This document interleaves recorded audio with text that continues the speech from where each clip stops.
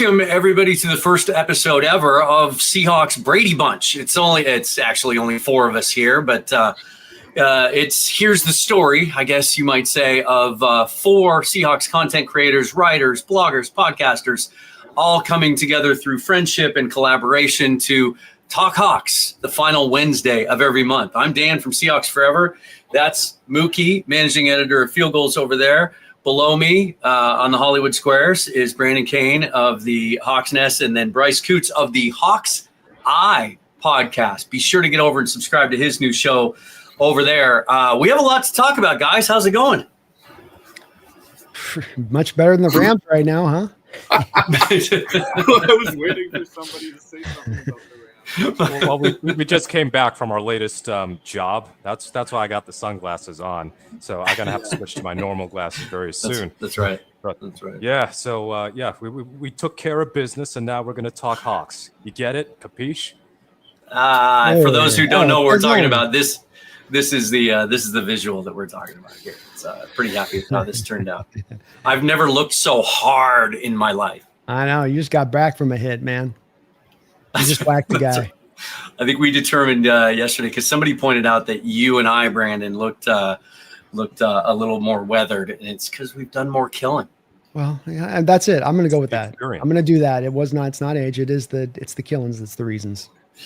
All right, let's get into this, you guys. Obviously, the big news yesterday at 1 o'clock, teams had to be down to their 53-man roster, at least for the moment. We like to try to frame it as final rosters, but there's a lot of movement, including today, that we'll get to as well. Let me just put this up on the screen. This is, I believe, as up-to-date as it can be, of the moves that have been made, including today's, that I've kept track of.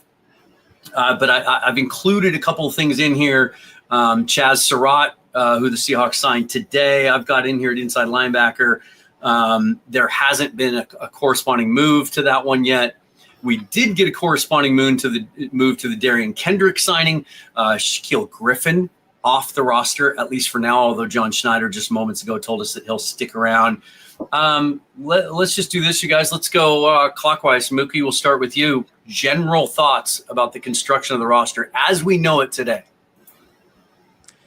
I don't think there were too many surprises with the roster cuts specifically. I'd say that the ones that were the most surprising on the surface were Brandon Peely and Patrick O'Connell. And it's really just for depth reasons, because at the time, and actually even still, they don't have a true nose on the roster. And they've got 3 on the practice squad right now, or 4 maybe. And then you've got Patrick O'Connell looking like one of the preseason standouts. And he's been here before. He's been with the team since Pete was still the coach, and he's not been able to make the 53 on any of those instances. But inside linebacker depth has been a concern. They had the initial 53 with only 3 true inside linebackers. And now they're going to add Chaz Surratt, we assume, because that's been, I think, confirmed by Surratt's agency. So it's probably going to be a transaction you see tomorrow instead of today.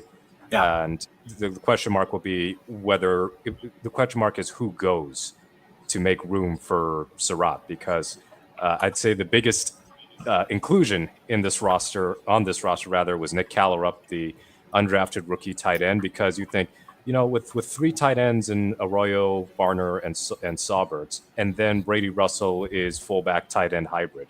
Do you really need what is essentially a 5th tight end? And I'm assuming that Callerup impressed them enough that they didn't want to risk losing him to waivers. Keeping in mind, we only had 29 claimed off of waivers today. But I think that as good as it must feel for Callerup to make the roster, if they make any more transactions this week, Callerup could end up being one of the obvious releases. And the same might even apply to Connor O'Toole. But my caveat with O'Toole is we do not know Chenna Nwosu's status for week 1. So it's possible they might keep him on the active roster. But all things considered, I think that this roster is generally what we expect to know. No huge jaw-dropping moments or anything, especially with how many people they ended up retaining on the practice squad to begin with. So it's just kind of like rearranging the deck chairs, sort of. Bryce, I know you were happy because you were on O'Toole the whole preseason. You brought him up to me in private conversation even before I kind of thought I saw much out of him. So you must have been stoked. Yeah, no, honestly, when Connor O'Toole made it through to the 53, I was shocked because I thought he had done enough to earn potentially being a late cut or a practice squad guy when I saw him make the initial 53, I kind of went, yeah, especially as the preseason wore on, he started to become more impactful, especially with freshman quarterback. And so for me, it was like one of those cool moments to see a guy like Jared Ivey make the team. We haven't really seen a lot of UDFAs in the past, like, since I don't know, maybe the last couple of years, 4 years, where Seattle's actually had UDFAs to be worthy of making the 53-man roster, not just the practice squad.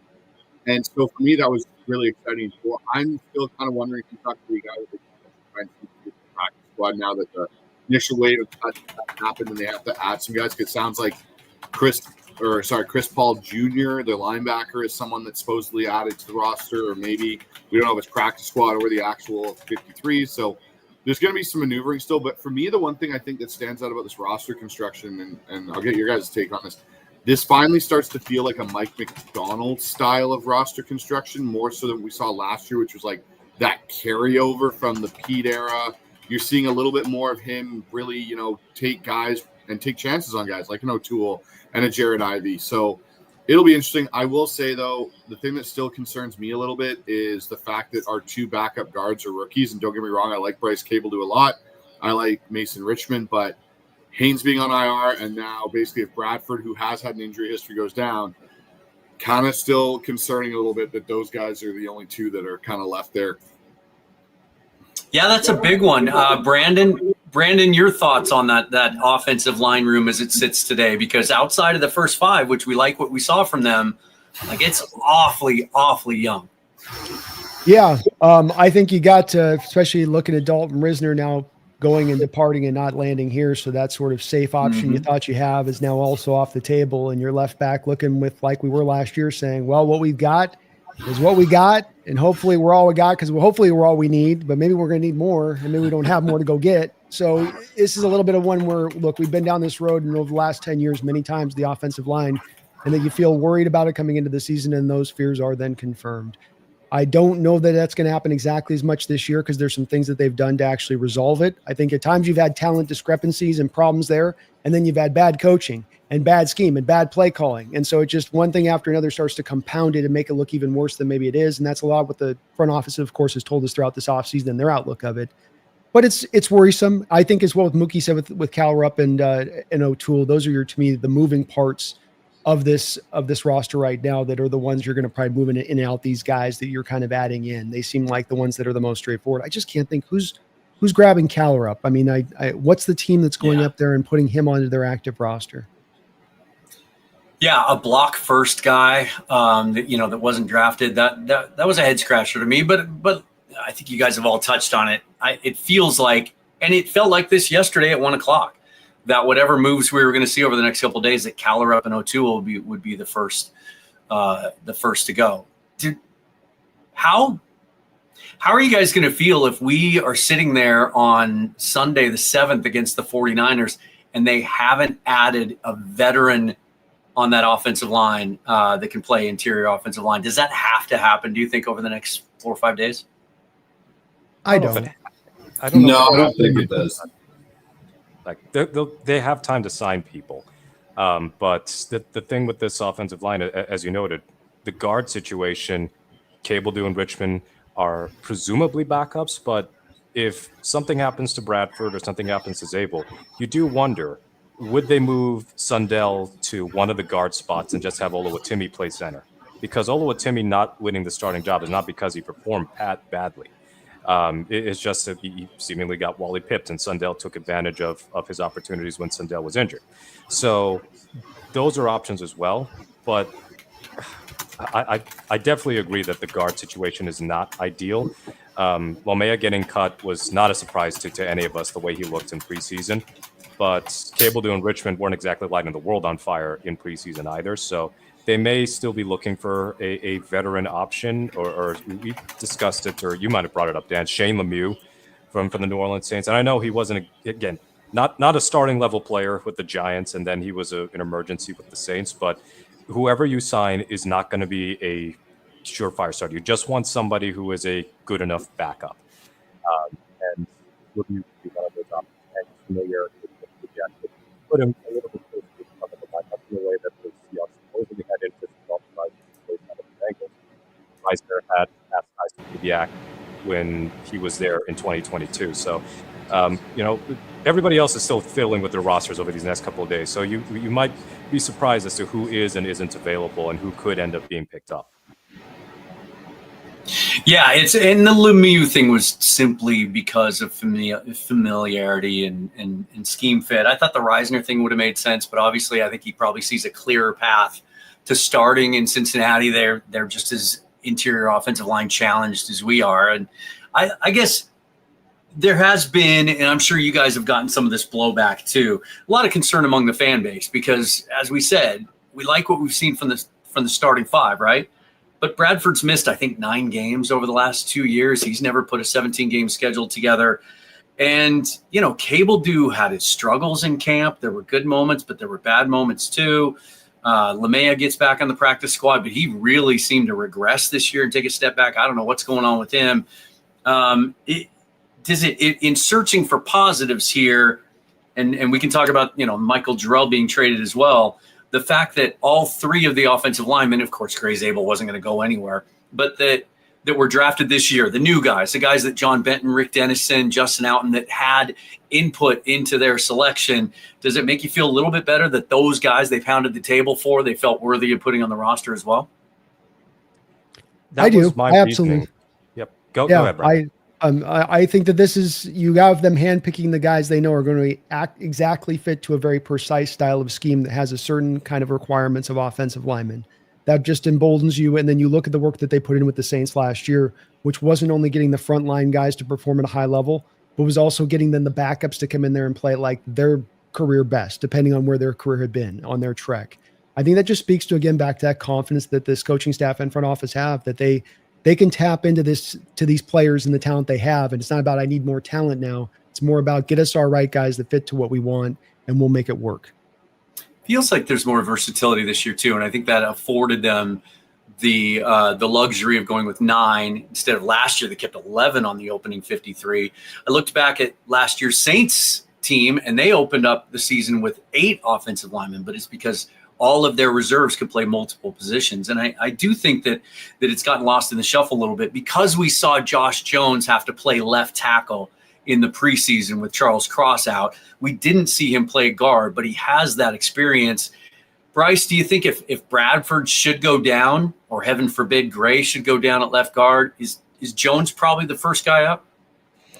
Yeah, I would assume Jones is your first kind of rotational guy in there just due to experience, right? Like we're talking about that first couple games, like say Bradford were to get injured in the first 2-3 weeks of the season, those are 2 D lines, like, 49ers game, if something were to happen, and we saw it happen last year with George Fant in that Denver game, he went down early in that, or if you lose someone in that Pittsburgh game, those are 2 pretty good defensive lines, and throwing rookies out there with in some respects, like I know Jalen Sundell was on the roster last year, and we all expect him to kind of be the starting center, but he hasn't had a lot of game action as a center in the NFL besides the couple preseason starts and the one, half he finished against Green Bay. So your interior is very young and very inexperienced, Bradford being the key guy. So if you were to lose Bradford out of that group for an extended period of time, I think Jones is that guy. That's why a guy like Lemieux, to me, out of New Orleans, who got cut, he should be high on Seattle's priority list of going and trying to acquire him just for that veteran depth now that Reisner signed off with the Bengals. Mookie, you, right before we went live here, you were relating to me an interesting comment from John Schneider just moments ago when he was asked about the release of Marquez Valdez-Scantling, who, this didn't come as a shock. I think it's trended this way over the last couple of weeks. We've had discussions about that ever since Torrey Horton made it clear that he's ready to play and contribute as a rookie. But what did Schneider say about the release of MVS that caught your eye? Yeah, and I will read the quote. This is from Brady Henderson because the Seahawks media site doesn't have the transcript up yet. But he said the receiving core is really strong. We like it, especially the physicality of it. And there's a really nice combo of receivers, uniqueness to all of them. And there's a cool physicality with Bobo and Derek and Cody. And that's really important in this scheme. You have to be able to block. So we like the group. And then he also said, unfortunately, you've got to get down to it at a certain time. It was a very good signing for us at the time. Then we added Torrey Horton in the draft, and he's a guy that can kind of take the top off. So that's kind of MVS's specialty. very similar to Torrey in that regard. So I think it's worth clarifying, even though I wasn't even a fan of the signing at the time, that Lockett had already been cut and DK was traded. Kupp had not signed yet. So that meant that Jake Bobo was wide receiver number 2 for a very, very brief moment in time. So you signed Valdez-Scantling for what, $4 million guaranteed or $3 million guaranteed on a $4 million deal. And then you sign Kupp. And then that moves MVS down the roster a little bit more. You draft Torrey Horton in the 5th round, and you think, okay, MVS is still fine because it's a 5th round receiver. And then Horton impresses so well in training camp that he starts taking first team reps with the offense in camp, and then even a little bit in preseason. And then you start to wonder, is Valdez-Scantling's spot on the roster in jeopardy?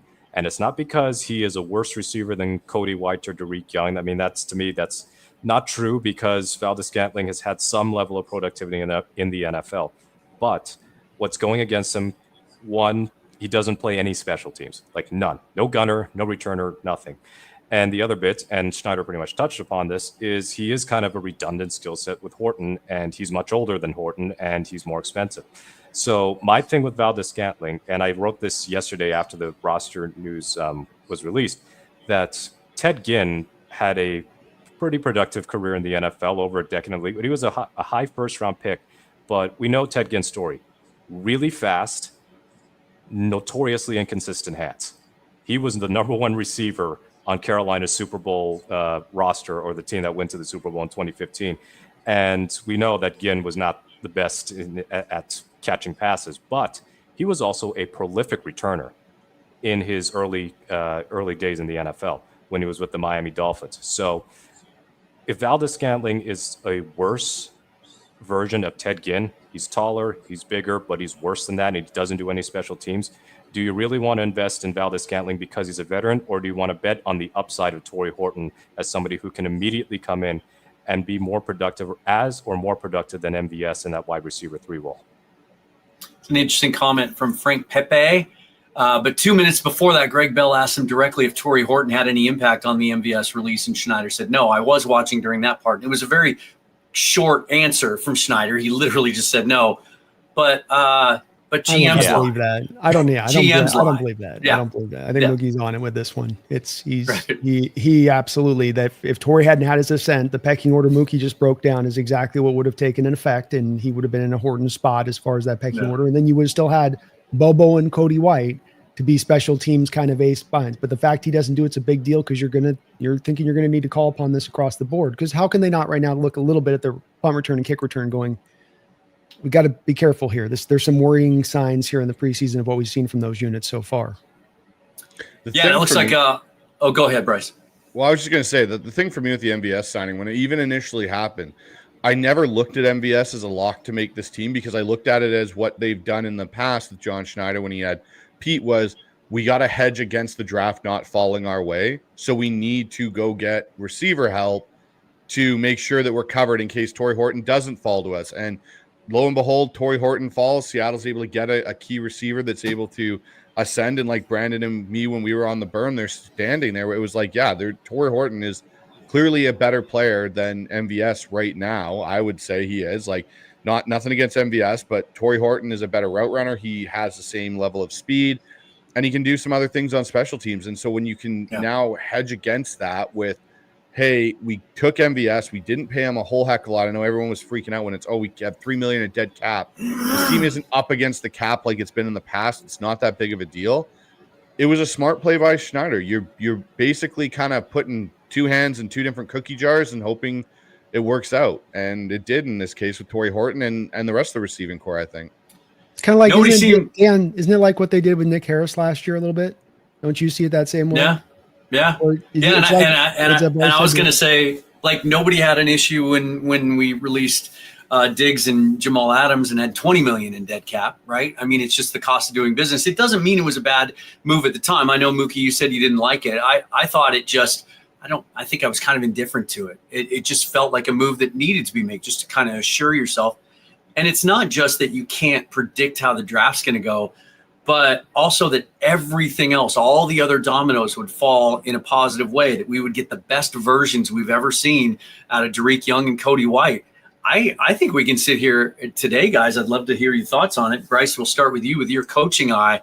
Is this because for years, one of the storylines with this team, every time we got to roster cut down, was who's wide receiver 3? Who's our third wide receiver? We don't have a third guy.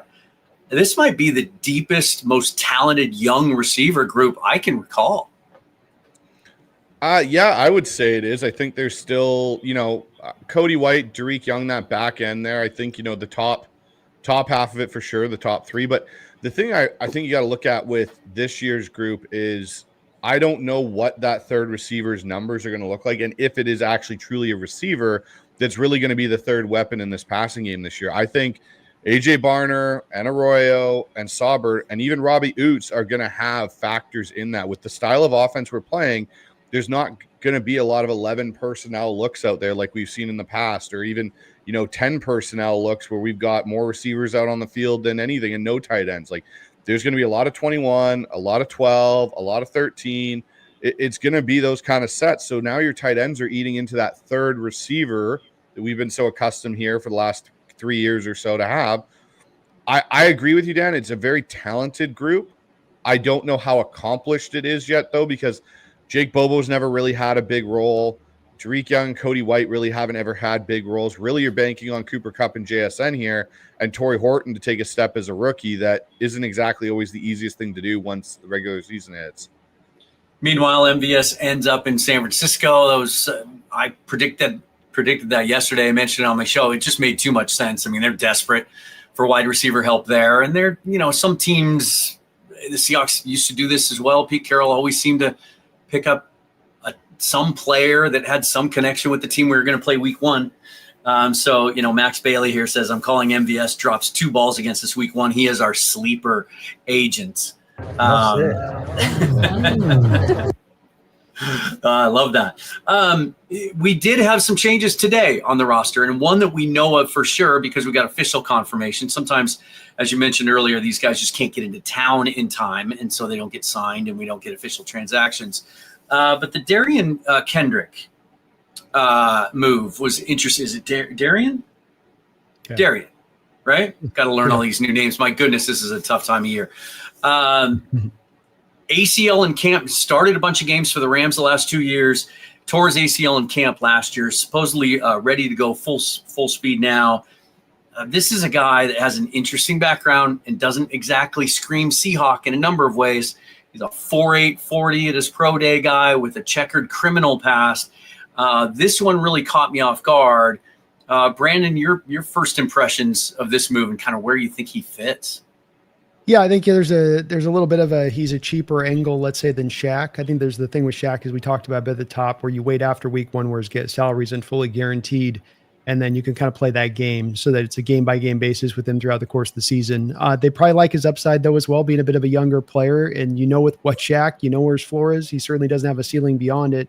This guy, you think maybe he's got a little bit more of a higher ceiling, but he was a later round pick. There's not a lot of flash, I would say, or dash to him on that, but they seem to have seen something they like in him from a couple of years ago in that play, and that they feel like he's going to fit to this defense really well. He'll fit as the back end guy on the roster, and we'll see if that's not a position that ends up being one that's in an ever fluctuating state throughout the year, where one guy in, one guy out.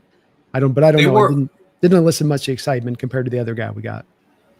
Yeah, and they were able to bring Shamar Jean-Charles back to the practice squad. He's a guy that maybe a lot of fans have forgotten about because he got hurt, I think, the first day, literally, of camp. And so he's coming back from an injury, but I know he's a guy they like, and Kubiak has some familiarity. At least got to watch him in New Orleans last year. And then we have Chaz Surratt, super interesting background, former quarterback at North Carolina, converted to linebacker. Mookie, your thoughts on Chaz Surratt? I mean, we all kind of woke up today thinking need to add to that inside linebacker group. Are you happy with this one? I guess so. See, when you get to fourth linebacker, you're just going to assume that they're there for special teams and it's break glass in case of emergency. And with Tyrese Knight, it sounds like he's going to practice next week. So the odds are looking favorable for him to play in week 1.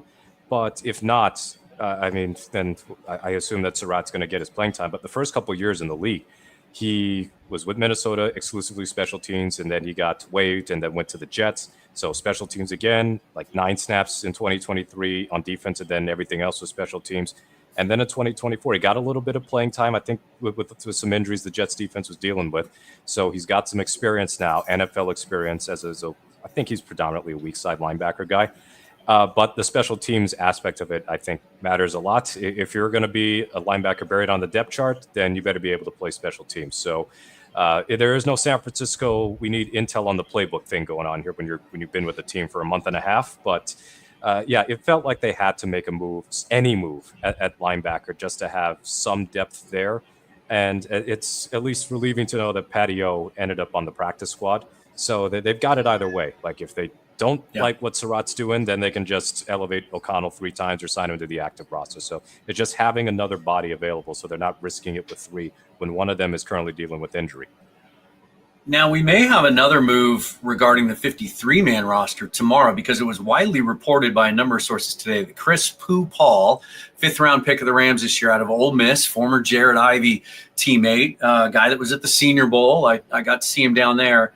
Reportedly is signing with Seattle, and it was initially reported as a practice squad addition, but then the Seahawks released I've got it here, they released their official practice squad list of 17 players, which I thought was interesting. And so there's some speculation that maybe when Paul gets here tomorrow, he may be signing to the 53-man. Brandon, I always love your deep dives that you do in draft prep. What kind of draft grade did you have on Paul? I believe that I had a 4th-round grade. I do have my Excel spreadsheet, though, so I can confirm it. But this was a guy that I liked a lot. I will say he was a guy that had a lot of people that were just over the moon with him. And that, no, I had a 3rd-round grade. Goodness, all right. I had all the way up to the 3rd round, so I liked him quite a bit.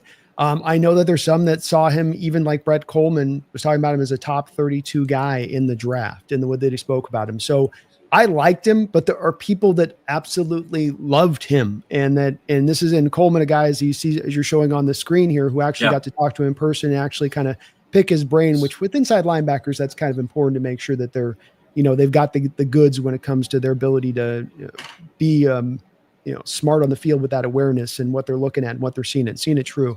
He's got things that stand out that are absolute about him, which is our instincts. He's got good quickness and speed for the position. Probably can do some Mike and Will stuff between the two, though he did only Mike stuff at Mississippi, but he's got enough. He's fleet of foot enough, maybe missing a little bit of size, maybe missing a little bit of length, some of that you worry about with him as a tackler. But the kid is absolutely a full meal deal player, and that there's not a glaring weakness to his game that he provides. It's good all around and what he provided in college, and that he is a guy in this age where linebackers have gotten lighter and lighter, might be able to get away with being in more of that kind of 220-ish range where it's gone from old school folks. Like, I don't know, Mookie, if you remember these old days. I know me and Bryce maybe on, but 240, 245 Ray, Yeah. And now it's kind of like down to just little, like, it's like guys like me, like just 200 and it's going 220. It's like every year it drops another 3 pounds off the inside linebackers. So maybe he can get away with it. I mean, maybe he add another 5 or 10 pounds, but look, here's the bottom line. 3rd round, 1st round, 5th round, where the Rams got him. You just got to steal, and you did it on the backs of the Rams. That's really the bottom line with it, which is just so cool, is that you got a player with true potential, and you took it from the Rams who wanted to keep him. I can attest to this. They wanted him on their practice squad. So you are robbing from them in this way. Yeah. I think Jack Campbell may be the last guy that we've seen that's come out that kind of looks like that, more of that old school guy, like 245 pounds. Bryce, when you look at this practice squad, is there any disappointments here? Anything you wanted to see that we don't see here? It's weird for me because I think there's going to be some change to still this practice squad unit. Sure. I think a lot of the guys they brought back, you're going to bring back a lot of the guys that were already in your training camp, right? And that they have good views on. I don't know if there's really a disappointment except for maybe the nose tackle. They got J.R. Singleton back. They got Quentin Bohanna back. But again, are you elevating one of those guys 3 times, then bringing them up to your active roster throughout the year? Is it going to be a rotation? That's kind of one of the questions I have. I think the best part that I like is that they got Jacardier right back, because I was worried they would actually potentially lose him because he had played so well in the preseason that some of these more running back needy teams might have taken a gamble on him. But overall, I can't really complain. I think you may see a little bit more shuffling. Maybe some guys I think that could be potentially let go of this if you are signing more guys to the practice squad that just haven't been announced yet, and you got to do some roster shuffle because it sounds like Shaq Griffin may come back in that capacity, or to Brandon's point, he may come back on the active roster after the week 1. I think maybe Amari Kite might be one of the guys, or even Lamea. Like I think my biggest shock is that Lamea is still on the practice squad because he had such a rough preseason. I didn't think they'd actually bring him back. I thought they would probably let him just go out there, and he may not get picked up by anybody. He may just float around for a bit. So I was kind of surprised that they actually did end up bringing Lamea back. It is interesting how they stuck with their guys. Like there were some guys yesterday that were released that I really liked in the draft process, guys that were scheme fits. Luke Kandra is one guy that comes to mind. I thought that maybe they'd kick the tires on Cole Strange just because of his athletic upside, but they like their guys and they decided to stick with LeMay even though he really struggled this preseason. You just better run the ball 75% of the time if LeMay is out there. just can't pass. Yeah, I was happy to see because until they released the official list, there was some uncertainty about Brandon Peely. I know he picked up an injury last week, and he wasn't in some of the reported lists that were out there first. But there was a lot of hand-wringing yesterday about no nose tackles on the official 53. But I got a question for you guys. I think there's some good visibility there. Dan, guys, are we going to see Byron Murphy again stuck at nose tackle hell for the rest of this year? Tell me, assuage my fears on this, gentlemen. I think – okay, so I'll try and help your fears, Brandon. I think you will see him there at points in certain packages. I get a stronger feeling Jaron Reed's going to play more of that role this year, and I think that was part of their bringing him back into the fold was to take some of that burden away because if you listen to what Byron said in the offseason about all the work he's done on the pass rushing and stuff and the technique side – we've heard Mike McDonald say it.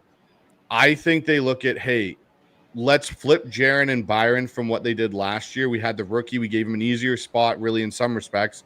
They probably thought in this defense to play the nose. He's here year 2. Now let's flip this. Let's give Jaron that role, and he can do it. And Jaron can still do that role, I think, in a lot of ways, play that nose tackle. And let's free up Byron. But one of the things that sticks out in my head was Mike McDonald made a comment. I think it might have been after the Raiders game. And someone asked him about how are you using Murphy this year? And he goes, it depends when Leo and Murphy are on the field together versus when D-Law and Murphy are on the field together. So I think that's going to kind of be the thing. I don't think Brandon will see him play as much nose tackle. I still think there'll be some, but I think it'll be maybe in like, hey, we want to get D-Law and Leo on the field at the same time with Murphy. Murphy's going to be that nose tackle in a pass set, kind of like what we used to have when we had Clinton McDonald come on the field in NASCAR packages for that group. That's where I see Byron Murphy playing more nose tackle is probably pass heavy, where I think Jaron Reed will be your rundown nose tackle, unless they bring up a Bohanna or a Peely or J.R. Singleton, one of these guys on active game day. Like that's where I think you'll see it happen this year. Speaking of nose tackles, Speaking of nose tackles, I don't know if Randy is related to Tony McDaniel, but we can hope, right? He says, thanks for the super chat. Really appreciate it. In regard to how the process works, if a team cuts a player on Tuesday, any team can sign a player and place on their practice squad? ? Moving forward, a team can snag off practice squad, but said player goes on active roster. Considered the name for the hard way. Interesting. We didn't. Collective just kind of came up while we were at dinner, I think, right? At Aqua. Is that when it came up the first time? Syndicate, well, Collective didn't come up because that's another podcast. Yeah. So. I'm sorry. Oh, Jesus Christ. I just got in a lot of trouble, didn't I? Wow. You can thank Ross for that. Our buddy Ross. It's been on my head. Sorry. Syndicates. The hard way would have gone too many bad ways with it as far as for the hard way. Yeah, we might have gotten some grief from. I think so. Parental guidance. Dan, are you guys as confident on this with the nose tackle thing? Because I hear what Bryce saying. I think it's right and Jaron. But then the thing I look at it with the practice squad guys you have, do you feel those guys? Let's say Jaron gets a gimp halfway into the year and he's walking. I mean, do you two guys feel like that you're not just going to go right to Byron there as the in case of alarm pull?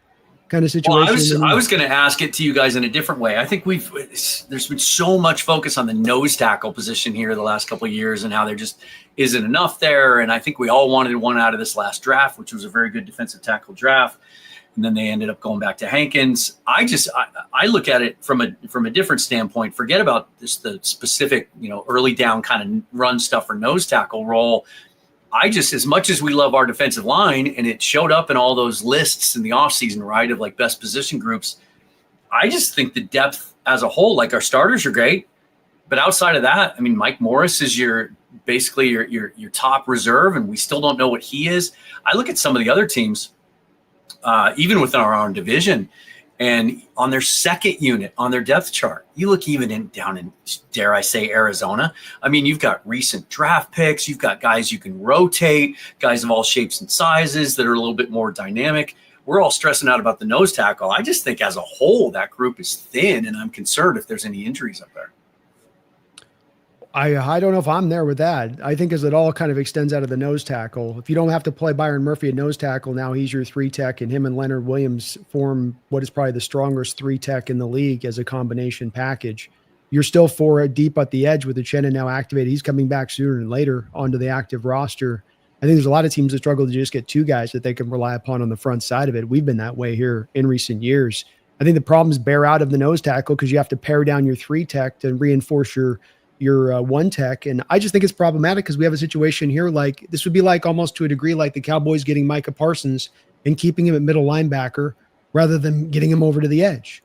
And then you just play him that way through your first couple of years. And I just wonder if this is the smartest way to be using this guy who John said was the best defensive player in the draft when we took him. Mm-hmm. So here's the other thing.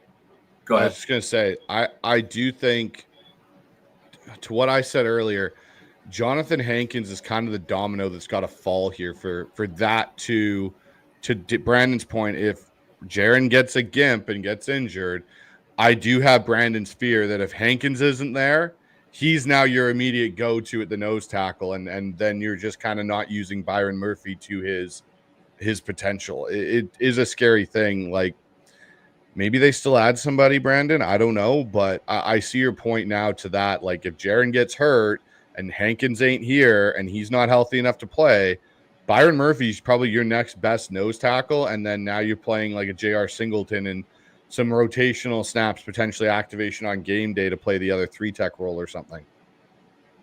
And as much as I like Singleton, I don't see him as a nose tackle. He's barely 300 pounds. I mean, I like him. I like the camp he had. I'm happy he's back on the practice squad, but I don't know that he's an option.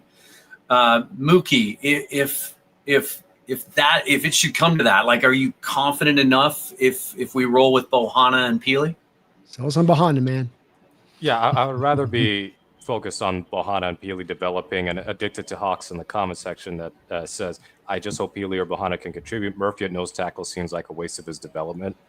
And if it's predominantly a nose tackle, then I agree. If it's going to be like here and there, then there's nothing wrong with that. I expect him to be moved around a little bit more this year. But what impressed me about Peely is the fact that he is, 335 pounds, but the way that he can just burst through into the backfield. And I know he's going against second and third stringers, but he seems like that big-bodied nose tackle that Mike McDonald had in his Ravens defense, but he hasn't really had yet in his Seahawks defense. So I'm happy that Peely is staying. I don't know whether his chest contusion, it was a chest injury of some sort, McDonald mentioned, and everybody just completely forgot about it, but including me. But I don't know if that had any impact in whether or not he made the team. But I believe that at least one of those two, one of Peely or Bohanna, is going to be on the active roster, either through a game day elevation or just signed to the active roster outright. And I know you guys, I think we're all cut from the same cloth. You probably all kind of combed the list of 1,200 players who were released around the league looking for potential upgrades. Brandon, was there anyone out there that you saw that appealed to you as a potential nose tackle that you wish they would have brought in?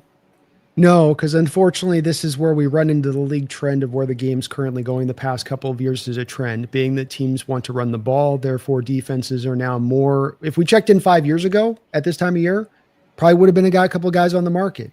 But this year, with the high propensity of the 12, 13, 21 personnel, with the teams more committed back to running the ball as they're going to continue to do so this upcoming season, defenses are countering it by, if you've got a good one tech, you got a guy that can stop the run, you're holding on to him with two hands. Versus like we see inside linebackers, for instance, where it has become a little more devalued. You can go get a guy like a Chris Paul Jr. just out there on the market on a cut day. And here you go. Or Ernest Jones last year for a 4th round pick. So it is a little bit where positional value does matter and come into play. And this is why when you want to address this or you want to address an offensive line, now is not the hour to be having to do that. You should have probably been doing this months backwards if you were going to do it. And now you're kind of just about stuck with what you got. We've had a couple of comments along these lines. It's a misprint here, but apparently Hankins was in the building today. That's a good sign. It's miraculous how these older players just tend to heal once preseason's over and training camp's done, right? Yeah. I can't blame them. Yeah, they've earned it, I suppose. So, especially if you got like a Clowney, like I do the same thing. It's like gun for hire. Okay, I get $5 million. I'm doing training camp for $5 million. Like I'll come in like August 31st. Yeah. Are you guys shocked, Bryce? Can you believe that Pete didn't claim anyone or sign any former Seahawks to his practice squad? Not true. He did. Stone Forsythe is a Raider now. So there you go. That happened right before Stone we went live. Forsythe is a Raider. So we knew Pete had to go get his next version of Walter Jones there. Stone Feet Forsythe. Yeah, exactly. I'm not overly shocked. It's been really weird the way that I think. Okay, so this is the reason I don't think that occurred, and I think a lot of it has to do with the organizational structure there now with Tom Brady, Spytech being the GM and stuff. I really think Pete doesn't have as much say as he had in Seattle. And I think that's kind of the way of curbing that, kind of go and get everybody that I've had before, like maybe why Tyler didn't end up in Vegas and some of the other guys that we all thought were like, well, yeah, Tyler got cut. He's obviously going to go to Las Vegas. And Gino's really been the only one. I think it's because Gino was much more of a selling piece in that argument, I think, for Pete, because their quarterback situation was so dire. Now, like receiver, I wouldn't say it was a dire. They had, were able to get Besh. They were able to get, Myers was already there. Bowers is there. They had a few options that they could work with. And so I think that's why you haven't necessarily seen that with Pete in Vegas going ex-Seahawk crazy, is because he's not allowed to do that, which probably kills Pete on the inside because he loves his guys. And we saw that when he came back to Seattle, how many guys come up and just how he is. But that's why I think you're not seeing Stone Forsythe really is just kind of a depth piece for them, I think, in a lot of ways. On the note of Hankins, Lomar Boy's onto something here, isn't he? He because he's still on the PUP list when the cutdown date came and went, he's got to miss the first 4 games. Yeah, Mookie, you're okay. You seem calm about this one. You're even keeled, like it's going to be all right. Isn't he always? Absolutely. I mean, but I was going to say, with Pete, don't forget Jamal Adams did sign with the Raiders, and he's made the roster, and he's had the switch. He had the switch to linebacker, which is a thing that he apparently didn't want to do here, but he's doing it in Vegas. But also the context with that is, have you seen the Raiders linebackers? I mean, they were giving Devin White a shot, and Devin White has seen his best years. He declined so fast. So hopefully it works out for Jamal, and that Pete can kind of like wring out the best in Jamal, and that he can stay healthy. But otherwise, yeah, Spytech, first of all, sounds like the equipment or software that Brady and Belichick would use in New England back in the day. But because Pete isn't calling all the shots or calling the majority of the shots, there is no like pseudo GM thing going on. That's part of why it's not the Las Vegas Raider Hawks. It feels like the Titans and the Commanders, those are the two teams that seem to love them some former Seahawks. He will get around to it too. He's going to get around to it. There'll be a couple of guys on this roster in the next couple of years that are going to be over on the Raiders. Boye Mafe, you are a Las Vegas Raider. Reek Woolen, maybe. Reek Woolen on a big contract. Other side of the ball, good question here from John. So what do you guys think will be the end game for Christian Haynes? He was placed on injured reserve with a designation to return, so he'll have to miss at least 4 games. Will he get another year to figure it out, or is his career in Seattle on its last leg? I think if they were ready to give up on him, they would have released him if they couldn't have traded him, don't you? Yeah, they could have also just IR it, because McDonald said they don't think his injury is super serious. They could have done what the Patriots did with Jalen Polk, which is you are injured and therefore we're going to put you on IR, no designation to return. Your season's over. They're going to cut Jalen Polk. I mean, as John Gilbert, my field goals deputy editor, noted, Jalen Polk's rookie year and then missing all of his second year means he's had a less productive career as a second-round pick than D. Eskridge. So he doesn't have 100 receiving yards yet. That's a low bar. I believe his only touchdown naturally came against Seattle in week 2, but I didn't expect this Huskies trio of receivers to work out the way it has so far, where McMillan has clearly been the best out of the 3, but we'll see with Odunze. But getting with Christian Haynes, it's going to be interesting. After those 4 weeks are up, are they going to ride with 10 offensive linemen, or are they going to stay at 9? Because they got 9 right now by keeping Cable doing Richmond. And the top 7, you assume, are going to be there for as long as they're healthy. So I feel like Haynes is on thin ice, but I don't think they're going to cut him this year. I think next year might be this is your absolute last chance, because Bradford's also going to be a contract year. So absent that, they could be looking at conditional pick territory for next offseason or something. But yeah, it's not great for Haynes that 2 different coaching staffs have kind of come to the same conclusion. And keeping in mind, as I brought up with Bryce on his show on Monday, that the guy ahead of him in the right guard competition, meaning Lomea, or the guy who jumped him, I suppose, also got cut. So he couldn't beat out Bradford, couldn't beat out Lomea, who was a healthy scratch all season as a rookie, up until Bradford got hurt. Maybe Haynes can be tight end number 6. We're going to do, it's possible to do like 17 personnel. Even all the offensive linemen are just tight ends. He used to do it. I'll tell you, for week 1 at least, anyway, I sure would feel a whole lot better if Haynes was healthy, backing up both those guard spots. Here's the thing I'll say on this too, just to kind of add to it, is if you look at who Scott Huff and Ryan Grubb drafted last year on that O-line, like none of them theoretically are on Seattle's active roster. Jarrell's now gone. Haynes is on IR. Lamea is on the practice squad, basically got cut. Like, that is so indicative. And I'll add one more thing to it that was interesting to add, again, in John Schneider's press conference. The term he used when someone asked him about the offensive line, he said it's so much more comforting this year to have a legit scheme. And when John Schneider uses a term like legit scheme, that is John Schneider's way of saying last year was an absolute debacle on what they were doing with the offensive line. So I think that's a pretty damning indication of how he feels about that whole situation last year. We got a question here about Courtney Jackson, picked up from the Broncos today. Is he a special teaser? That I don't know, but he is a special teamer. Got to wait till midnight to get the answer to that one. He's a smaller guy. He's like a 5'10", 175 dude. Runs, he's clocked a sub 4.40. He's a potential kick returner, right? Brandon, did you know anything about Courtney Jackson before it was announced? Didn't know a lot about him. Saw he had a really good, as a returner, seems to be good at that. This gives them some reinforcement for Horton, who you do have some worries about the injury concerns with that being in college last year, already the ankle right now. If you have him go down, you're going to Bobo. And we saw the Bobo experience with the Packers was, he's a work in progress as a punt returner and maybe a little too fearless for his own good. I prefer that progress would stop when it comes to Jake Bobo, punt returner. It's like you are there to fair catch the ball and nothing else, unless you got 20 yards in space in front of you. But with Courtney Jackson, I guess sounds like Denver liked him, but they might have wanted him on the practice squad. But they're very deep at receiver this year compared to I think where they were last year. But keep in mind, with all 17 spots going to people on Seattle's preseason roster, we know that's going to be very temporary. Even if Shaq goes to the practice squad tomorrow, you think there's going to be changes over the next few days. And if Pooh Paul and Courtney Jackson are going to the practice squad as originally reported, obviously some dudes, I'm thinking like Anthony Tyus could get a boot because they don't need to keep 3 running backs on the practice squad. So Jackson could be kind of like, there's a holdover because they had to practice today. But the next time that they're practicing, or when Jackson and Paul can fly to Renton or fly to Seattle and then go to Renton, then they'll be on the practice squad. They just got to handle. It's going to be a formality, I think. So special teams, the return thing is going to be interesting because Brandon brought up Horton. I think they might have Horton on punt returns or kick returns, but not both, because part of why I think Cody White made the roster is his return game ability. And George Holani can also return kicks.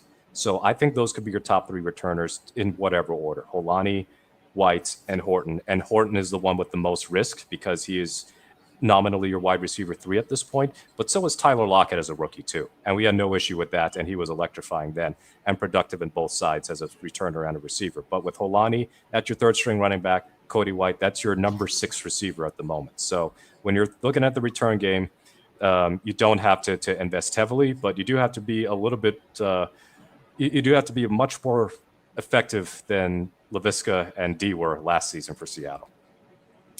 It'll be interesting to see when some of the lists come out, and they should happen soon, where we'll see rosters ranked in terms of average age around the league. Seahawks have to be near the top of that list as one of the youngest rosters in the league. 12 rookies end up making the initial 53-man roster. 32 of the 53 players are still on their rookie deals. Bryce, is it possible that this roster is too young right now? I don't know if it's too young. I think you have on that defensive side, you've got enough veteran leadership. And I think in some respects on the offense now, you look at a Cooper Kupp, you've got Charles Cross and Abe Lucas who have been here for a significant amount of time and playing through their deals. I wouldn't consider them, the experience level. Sam Darnold has been through the NFL now for 7 years. Like Drew Lock's been here a while. You're not really that young. You're young at certain spots for sure, and maybe the depth is young. But I look at this team as a whole and I go, you're probably the right age for ascending to being a team that is going to be a perennial playoff and in contention team maybe in another year or two. There's too young where like everybody's in year 1 or year 2 of their deal or year 3, and you've only got a couple guys that are, really up there in the experience bracket. I think Seattle right now has a really good blend of in their prime older players and young guys that are ascending to that point. Mookie? Or Brandon? Yeah, I did.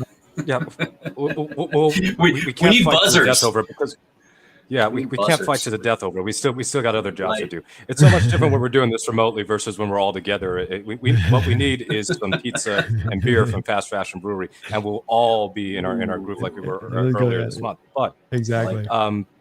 you think about the 2013 Seahawks, and no, this team is highly unlikely to be the 2013 Seahawks or anything close to it. But that Super Bowl season, they cut Antoine Winfield, or Winfield retired, whatever the case. Like Winfield ended up not making the roster, and it sucks for him because Seattle went on to win the Super Bowl.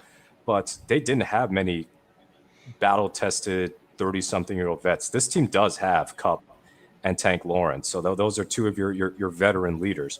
But the 2013 Seahawks, you had a second-year Russ. You had Marshawn as a, quote, veteran, but he'd been in the league since, 2007 or 2008. Your receivers, Percy Harvin been in the league a few years. You had Golden Tate in his third or his fourth year. Sidney Rice, I think, was in his fifth year. So nobody who is like north of 30 have been in the league a decade. So I look at the Green Bay Packers, and I know the Packers haven't been to a conference championship game under this Matt LaFleur, Jordan Love era, but they're probably, again, going to be the youngest team in the league. But they made the playoffs last year. They made the playoffs 2 years before that. And if Jordan Love didn't have the spirit of Brett Favre break into him, maybe they would have knocked off San Francisco in the divisional round. So if they're young and good, that's a lot better than just being young.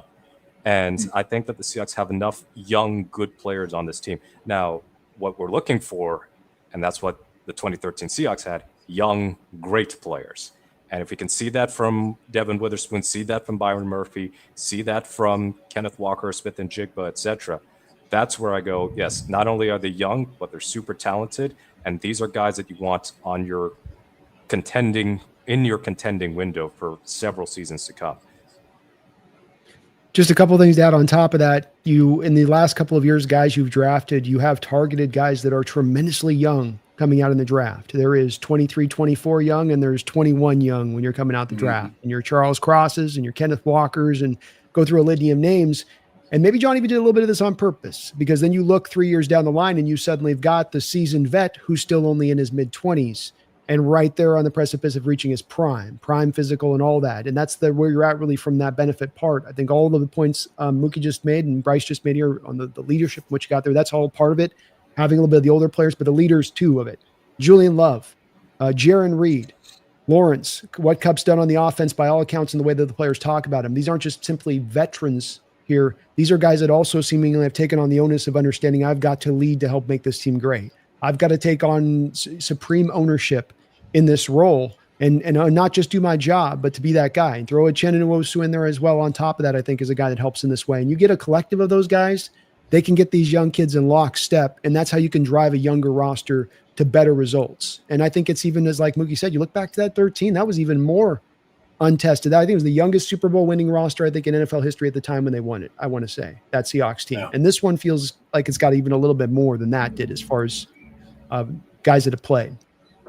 Well, and the thing I like, too, is that outside of the offensive line, every position group has a veteran. Like they've sprinkled them around, right? So each of the rooms kind of has that leader. And with the young guys in the offensive line, well, the leader's John Benton, right? It's Rick Dennison, and that's where they get that leadership from. So, and Cross sounds like he's coming forward in that role too. And don't you? We didn't talk about it, but don't you guys feel way more warm and fuzzy? I know some of the worries we have with the nose tackle, the fact that you're willing to move a Jarrell, and how much confidence that then gives you in Abraham Lucas's health, because this has been a very mysterious thing. I feel like we need to have the unsolved mystery guy come out. A Seattle Seahawks team with a right tackle and an injury they won't let you know about. Right. And I feel like there's been a little bit of that with Lucas here for like a year and a half, where it's like, what is it? Is it no cartilage? Does he have to go to Sweden? Do I have to go get a German doctor and we have to do it in the middle of the night in a dark alley? What is it going to take?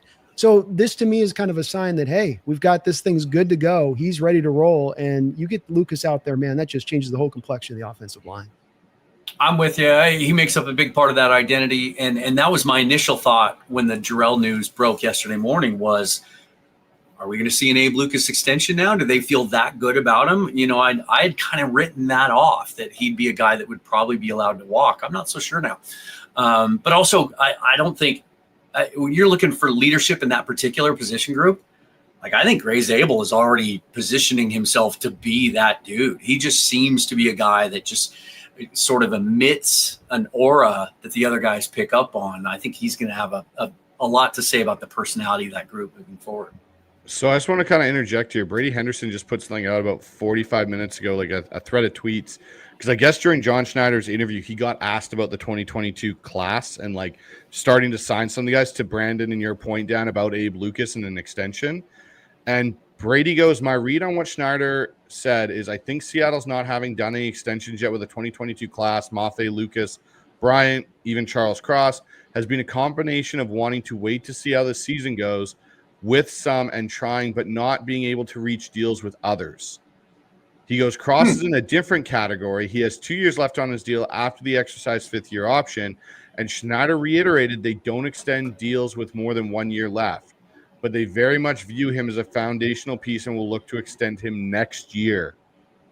So is he implying that maybe they've tried to sign some of these guys to extensions and they can't? I think that's what's coming out is they tried to, and I think it maybe didn't go the way they want to. And the key thing that I found there most interesting was maybe this changes the tune and we see Abe Lucas get an extension before Charles Cross because of the fact that Schneider said there's theoretically 2 years left on his deal. We will work to extend him next year is what Brady tweeted out. I think this is absolutely where this is going at, because if you think about the players that are at play here for extensions, John comes to the table. What's he going to want? A discount. He's not wanting to go to these guys and pay them the full meal deal. What did Rick Woolen do the day that Sauce Gardner signed his contract? Posted up on Twitter, like all but saying like, all right, where's my bag? That should be exactly like this. Do you want to pay him? Do you want to be paying a guy you think you're getting a discount on Sauce Gardner money a year before you feel like you have to pay it? No, you wouldn't. And if Kenneth Walker, I know the running back market's been one that's been lowered down a little bit, but it's also in recent years with some of the deals handed out to the Packers and Jacobs and what you got with Saquon and Swift out there and Pollard last year, some of the other extensions, McCaffrey, price has gone up. And Kenneth Walker's looking at that going, you're trying to get a discount in here. I wait one more year and I pop off for 1,500 yards and I'm going to go get a Jacobs deal out there on the open market, let's say, if you guys aren't going to pay me. So there's just, coming back to Lucas and your guys' point, I'd love your Mookie maybe falls in line in the same place of Lucas is the one you target in on because this is the one that you can actually get the discount for. You say, hey, we're taking that risk on you. You know, you do have the injury history. You're getting a little of that comfort, but we're going to get a decent discount for doing this. So rather than being $20 million a year, if you go out and have a Pro Bowl year, how about we go 3 years, 30? How about we're more in kind of that territory of it? I do think that fans tend to forget about the fact that there are two sides to a negotiation. We saw some of this yesterday. I had a bunch of people come after me and critical of John Schneider for not getting more for Michael Jarrell in trade. You can only get a player's only worth what someone's willing to pay, right? And in a contract negotiation, because I've heard that too, why can't they sign? Why can't they get Reek signed? Why can't they get Because the player has to want to too. And if I'm Abe Lucas and I'm confident that the knee's healthy, I'm not signing now. I want to put 17 games on tape. And if they're good ones and I'm healthy, I'm going to get a lot more money in 10 months. Yeah. It's Mookie, kind of you in the betting same on place? yourself. It's Are we kinda all in the like same betting- place? Yeah. Would you I think that would you do an extension? Sorry, go ahead. Yeah, I would give it a few games with Lucas before I decide to extend him. Like if he starts these first few weeks and he's shaky, even if he's healthy, then you got to have pause. But if he looks like we saw through much of 2022 and you're not seeing him pop up in the injury report, then absolutely, you got to try and bookend your tackles. Now, the one thing about all these extensions with the Seahawks is that focusing only on 2022, not a single one of those players who's extension eligible is likely to be a market resetter. So like Charles Cross, as good as he's been, is not going to, if he gets extended, be commanding a best left tackle in the league or number one highest paid tackle in the league money. We know Lucas won't because he has missed, basically half of his career. You look at Kobe Bryant, I'm not sure they extend him, and especially Eamon Warry being drafted. I think that's kind of one of those things where Kobe, if he gets re-signed, it's going to be a pretty cheap deal. And then Mafe is another one who is closer to getting a potential George Karlaftis type deal, or what's the Bills dude, Greg Rousseau deal, than anything near what Micah Parsons could potentially get, whether from the Cowboys or somebody else. So 2023 is a different story with Witherspoon and Smith and Jigba. But for 2022, I'm fairly confident that they'll be able to get stuff done with the players whom they want to extend. My only question mark is Reek, and that is generally based on how he performs this year. Can he avoid getting benched for disciplinary reasons or tackling reasons again? And if he can be something closer to his 2022 form, just have more ups and fewer glaring downs, then I think that they would try and keep him. But that's acknowledging that they've got Witherspoon to potentially extend. Now, I suspect Max might be exaggerating a little bit in this comment that I put up on the screen. Hawks playing the long game. We're going to let all of our guys go in free agency, collect those tasty compensation picks. I do think this is a point we're touching on because I have this discussion with people a lot. Hope is not a plan, right? And planning to get comp picks 2 years from now for what happens next offseason is not a great way to manage your roster. The hit rate on back-end third-round picks is not great. You just want to get the best players and you can in your roster. And also you don't get comp picks if you bring anyone in from the outside that qualifies against the equation. So, my philosophy on comp picks has always been if it works out that way, cool, but don't have it be part of your plan. The other thing if you're going to try to plant the teams that play the compensatory game, the few that are out there, those are perennial winners who have stacked rosters that are losing players on the constant. The other second part of it is salary cap. And those are teams that have a restricted amount of salary cap space. So they have the basically the road painted gold for them to accomplish that. Seattle Seahawks, I believe, are standing with the seventh most amount of cap space as we sit right now, moving into next offseason. And by the way, you have $35 million, which if you don't put to work this year, you will roll then over into next offseason. So even with all the extensions you have to give, you're still in a position to where you're still going to be spending the money one way or the other, which means that the compensatory offset's not there for you to be had next offseason in any way, really. Yeah. The one thing I'll say too is especially the offensive line, I'm just going to put this in kind of in its own little thing. If this offensive line hits this year and say Sundell, Zabel, Bradford, Lucas, and Cross all play well, and this unit gets back to being average or above average as an NFL offensive line, and we can win games because we have a good offensive line, not great, good. I feel John Schneider would know that he didn't get extensions worked out with those individuals because we don't have necessarily the next guy, to Brandon's point, waiting in the wings, and we can let you walk like a Philadelphia Eagle team can do and be like, yeah, we'll just plug the next guy that we've been grooming for 3 years into the system, and it's just going to keep chugging along the machine that it is. We don't have that. So I look at it and go, I think Abe Lucas is more in line to get what KJ Wright got way back in those early, Seahawks teams with Pete Carroll, where you saw extensions for those guys coming at the end of October, early November. They're in the last year of the deal. They get that extension. Everyone's happy. They get those kind of things because those dissipated later on after the LOB era. You didn't see a lot of those extensions occur like they used to. That's where I see Lucas getting it. You see he's got some longevity. He's past the knee injury. Get him locked up because you have Bradford and Sundell and Zabel for at least 2 more years. And then you work on Cross next offseason. And then you get that solid 5 together going forward. And they're all young players. None of them are almost, 31, 32. Like you have them in their 20s still and starting to ascend. You can't put this offensive line in particular back into chaos because you let one of them get out the door. Mm-hmm. We're getting a. Go ahead. I was about to say one thing about the comp picks, and Seattle finally was getting them again this year. They're not going to get them next year, but what killed Seattle in more recent years was having draft classes that weren't good enough to even merit comp pick worthy contracts in free agency if they let them walk.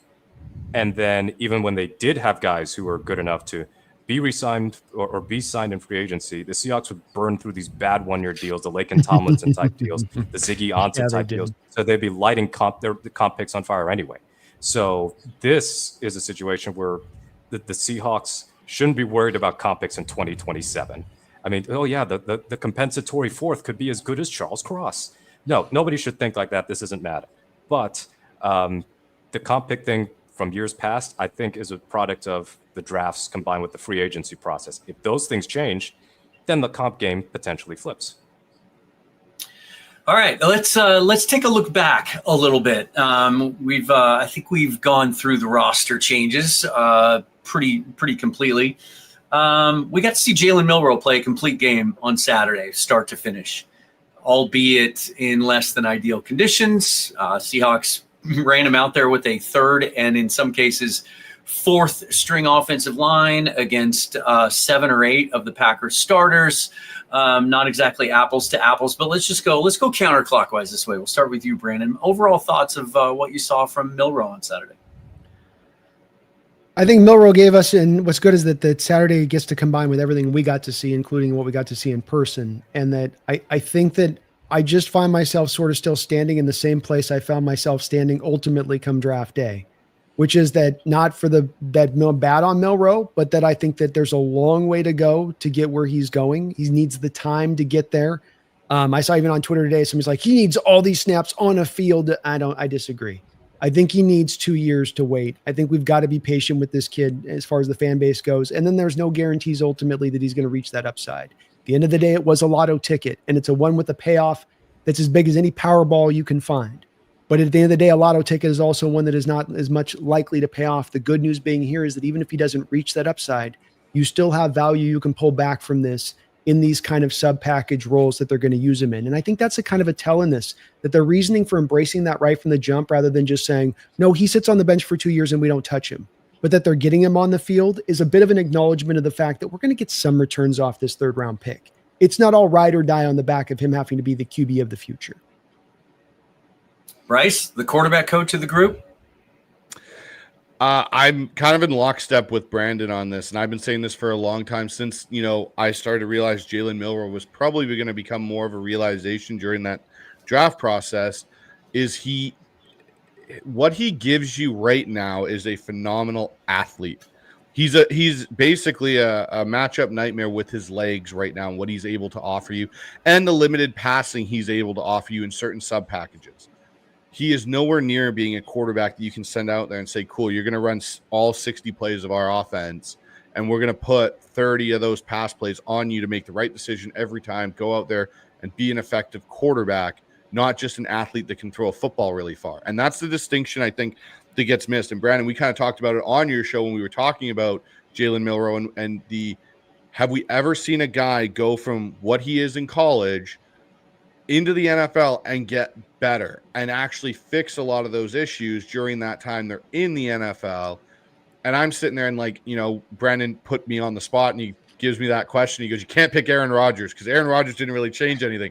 All Aaron Rodgers did was drop his carry point and learn to throw a little bit more out of a different arm slot here and there. That's really what Rodgers did because he was a pure passing talent at University of Cal.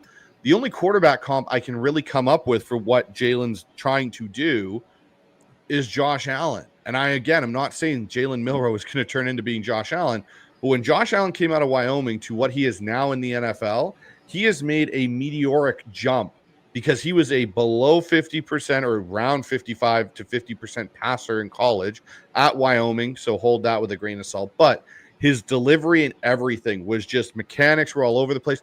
He ran a lot in those first couple of years at Buffalo.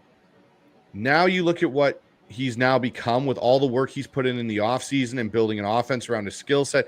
Now you look at what Josh Allen is. That is a very hard thing to do, and he's the only one you can really kind of pinpoint and go, yeah, it worked for him.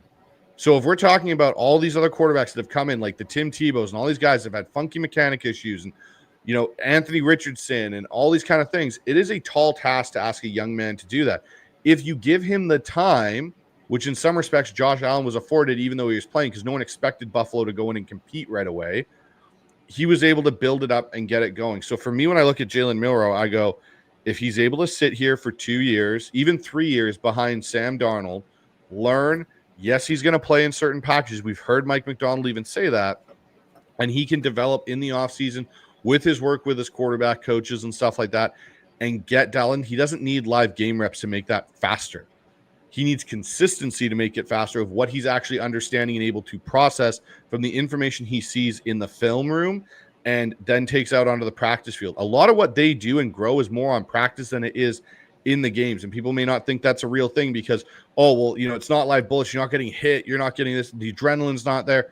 Yeah, but if you condition your brain and your subconscious to handle things repetitively in a stressed environment, which practice can be when they do live periods, it will transfer into the game. And that's the thing for Jalen Milroe. The consistency has to transfer. He does some really nice things. He made some really great throws in that Green Bay game.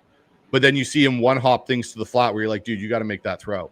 That guy's wide open. We got to have that. And that's where with Jalen Milroe, it's still up and down, where you see a guy like Sam Darnold, he plays no plays in the preseason, does a bootleg to his left side and flips the ball out to Robbie Oates and hit him right in stride wide open. That ball with Jalen Milroe right now, I'm going, is that actually going to hit Robbie Oates correctly, or is Robbie Oates going to have to overextend? Is it going to be in the ground? Those are the areas you need to see Jalen Milroe improve, in my opinion. Mookie, what'd you think?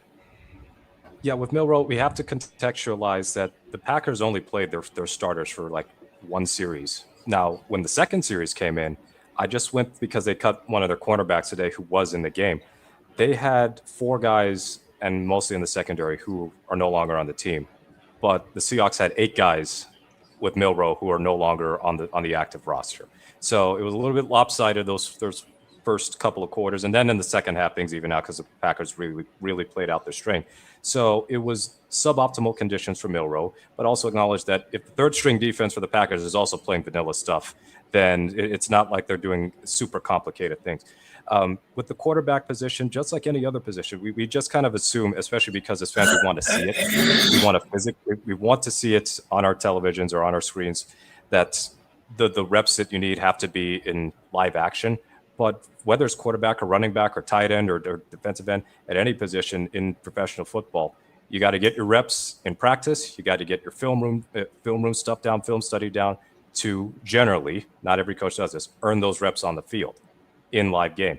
So with Milroe, I saw some good things. I'm actually more comfortable. I wouldn't say comfortable. I'm more encouraged through this preseason about what he can be as a passer. Now, what I said on Twitter the other day, and I'm still trying to figure out how to noodle it, is that with his speed is tremendous, and we know that he can break out the open field like few others can. But in terms of actually evading pass rushers, I'm not sure that he's got that Lamar Jackson type quality, at least not yet, where he's just not the same. He doesn't have the same shiftiness in the backfield. And I really don't think he would have that against first stringers that some of the other most mobile quarterbacks can. But I'm more concerned about what he can do as a passer than what he can do as a runner. So I love the touchdown drive that he had with Cody White and the throw to Jake Bobo over the middle that set up a 4th and goal at the 4. I thought that was pinpoint accurate throw, great mechanics, just set, read, fire. Mm-hmm. Now, there are some mechanical things that we pointed out, we observed in training camp and in the Lumen Field scrimmage that he still needs to work on, and it's going to take time. I feel like some of the, I don't want to call it impatience, but some of the eagerness to see Milroe in these, not just game reps, but also game reps with ones, is maybe correlated to some fans who do not believe that Darnold is the guy even in 2026. Now, ideally, Darnold is the guy because if he isn't the guy, the Seahawks didn't have a good season and they're missing the playoffs. But to me, if Milroe is 2 years away, that's fine. If he's 3 years away and you're betting on him to be good in his contract year, then things get a little bit dicier.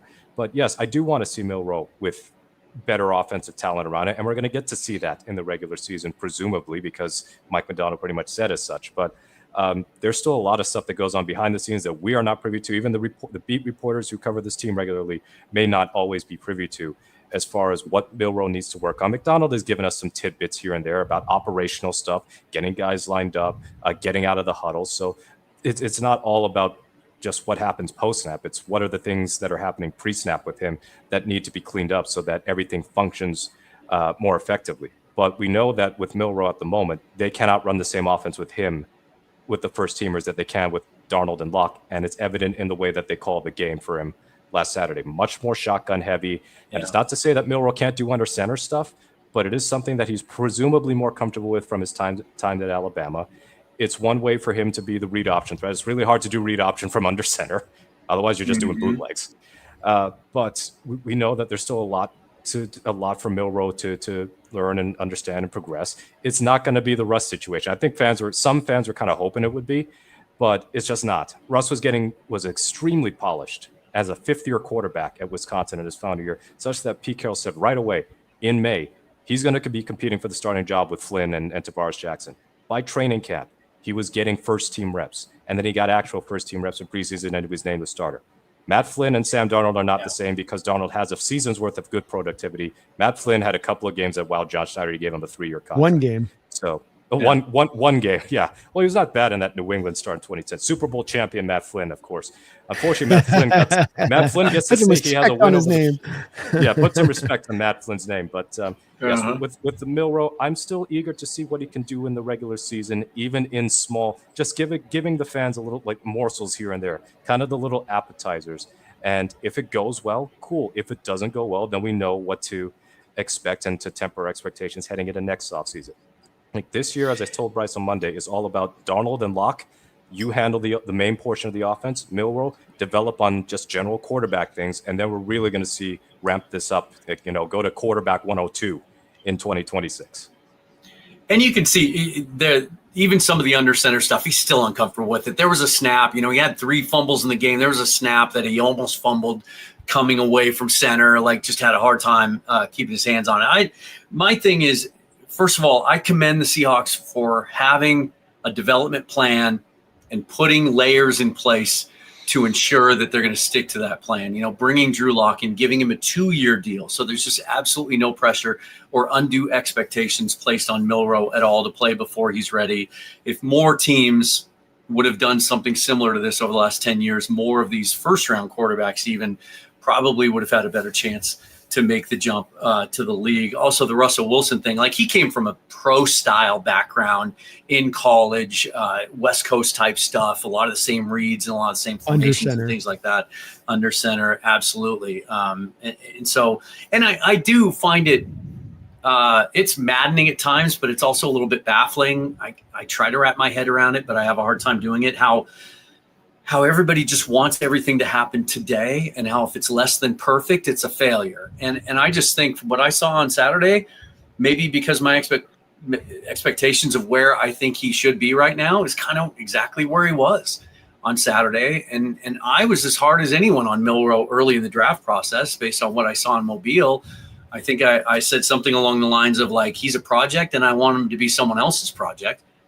But the progression that we've seen every single day since then, and we all saw it together and getting to see it almost every day in camp, he gets better every single day. And that's all that matters for now. There is absolutely none of us sitting here today in this group or anybody watching or listening to us at the moment can tell us with certainty what kind of quarterback he's going to be in 2 years. We just don't know. You can think you do. It's one thing to say, I think he's going to be the starter. I was on a show a couple weeks ago and somebody asked me who's going to be the starting quarterback in 2027. I think it's going to be Jalen Milroe, but I'm guessing just based on the information that we have at hand And there's other people who literally have said in the last 24 hours he should have been cut and brought back on the practice squad, which wouldn't have happened. But there is more news. And Mookie, you touched on it just a moment. Mike Macdonald spoke yesterday. And it was the first time that we heard him definitively say, or actually it was Tuesday, definitively say, we are running him with the ones in practice. We're working on packages. We're going to use him in the regular season. Brandon, how much do you believe that? How much do you think was kind of subterfuge, him throwing that out there to give the Niners ready, something to game plan for? How much do you really think we're going to see him on the field week 1, and in what capacity? I think defensive coaches like Mike Macdonald are well acquainted with the fact that they have a very finite amount of time week in and week out to prepare for an opponent, and that every little bit of that is so precious. And if you have to delve some of that away to put it to a particular player or packages, that then takes them away from also being better at the regular stuff you do, say nothing of you being effective at the sub-package stuff. I take them at their word on this, and it makes sense to it. When I look through the league, yeah, we've seen the rushing attacks come forward the last couple of years, but a lot of the best rushing attacks also seem to have that mobile quarterback in tandem, be it Allen with the Buffalo game or Lamar with the Baltimore Ravens. And so you're looking to kind of get a little bit of that flavor specifically out of the read option game. You run Jarcadia right on a 61-yarder in this game, and it was a real, to me, Kubiak special, because you get the pre-snap motion, you get the numbers to one side of the field that are in your favor, but you also have the threat there of Jalen Milroe out of the keeper aspect of it, holding the top side corner, holding the edge over here, and then only further keeping that open hole bigger for then Jarcadia to run through it with a semi-truck and almost house the thing on the call. So it's really a dangerous component when you can bring it into it. You need the quarterback that's the true threat. And when you have a guy like that, that's where you can now, not only do you have the numbers game to one side of the field, but you've almost even created that one extra guy, because that top side corner that's in pre-snap motion on that play prior that gets stuck basically right at the top of the formation, he's just kind of in a holding pattern staring at Jalen prior to the play. That's that 1 second that Jarcadia only needs to get up to 21 miles an hour, and he's by him. And so it's just that this offense is all about just those. It's almost like a blink that you just need it open for. This is, again, why it's not as much on the players going out there and just brute forcing it. It's about, look, we're going to do this tactically, and we're going to open things up with misdirection and just hit him with the crackback block and hit him at this angle, and boom, you're gone if you've got the fast enough back that can hit it. So I think that's where I kind of land on this one. The last thing I'll say about the Milroe topic here from my point of view, guys, and just you're asking a guy that predominantly has had a changed offensive coordinator his entire time in college. He's never had the same guy every year. We saw what that did at the pro level to Alex Smith. Everyone was ready to write Alex Smith off because every year in San Francisco, he had a new offense he was learning. And as a former quarterback and a guy that coached it, having to learn terminology and change things, and this read now goes here, it's a lot because your habits and your stuff that you've already been pre-programmed with from other things sometimes kicks in. And so with this development of Jalen Milroe, what does excite me is you don't see a lot of the same mistakes multiple times, especially with progressions. It seems like from game 1 versus the Raiders to the Green Bay game, there was progression in his and progress in his ability to go through his reads. He still missed things 100%, and he's going to. But I think the thing with the sub-package thing that we're talking about, and to the point there that you saw of, the question there with what if he throws an interception the first time we put him out there in a sub-package? Okay, he throws an interception the first time he goes out there in a sub-package. Like the team. What if he throws a touchdown? What if he throws a touchdown? What if he runs for 1 yard? What if he runs for 61? Like it can't be, that can't be our threshold of, okay, he's now a bad quarterback because he threw a pick on his first sub-package, or he's going to be a struggle and he's not going to be worth it, or so on. Like, he is a rookie. He is learning an offense. He's learning to play quarterback. In college, he didn't necessarily have to be a true quarterback, and I think that gets lost. And Tom Brady's talked about it numerous times on different sports shows now that he's kind of out of the game playing-wise, is the lack of mental development of the quarterback position from high school up is dropped off dramatically. And the problem you're now seeing is you're getting really physically dominating athletes at quarterback that then when the game gets to the NFL, where decision-making and mistakes are like this, windows are this big, that's where you're seeing it come out. So you're asking a guy now at the pro level to learn to be a quarterback and a high-functioning intelligent level quarterback with reads and everything in a faster game, in a smaller window with guys that are all moving at ridiculous speeds and are thinking and moving as fast as that, which causes a lot of problems. So when it comes to sub package thing, I think it's cool. I think it's a great idea. To Brandon's point, it helps your run game because it is that threat, but I want to see this kid develop. I want to see him become a quarterback, not just an athlete that can throw a ball really well. Yeah, and with Milroe, yeah, the sub packages, and Shane, yes, it's going to be once a month, the last Wednesday of every month. So, yeah, whoever said that in the chat, also 100% on the money. But with Milroe, I think there's got to be a little bit of history here. I think as Seahawks fans, we're not used to this because throughout this entire century, it's been Matt Hasselbeck and Trent Dilfer, but they acquired Hasselbeck and they acquired Dilfer, and then they were kind of alternating starts. And then once Dilfer got hurt, like it was Hasselbeck's, and then other than Dilfer deputizing for Hasselbeck when he was hurt, they kind of never really looked back. And then as Hasselbeck started to age out, they acquired Charlie Whitehurst. Whitehurst was there to compete for the starting job because a guy who's been sitting behind Phillip Rivers for 4 years doesn't need more time to develop. He didn't really develop.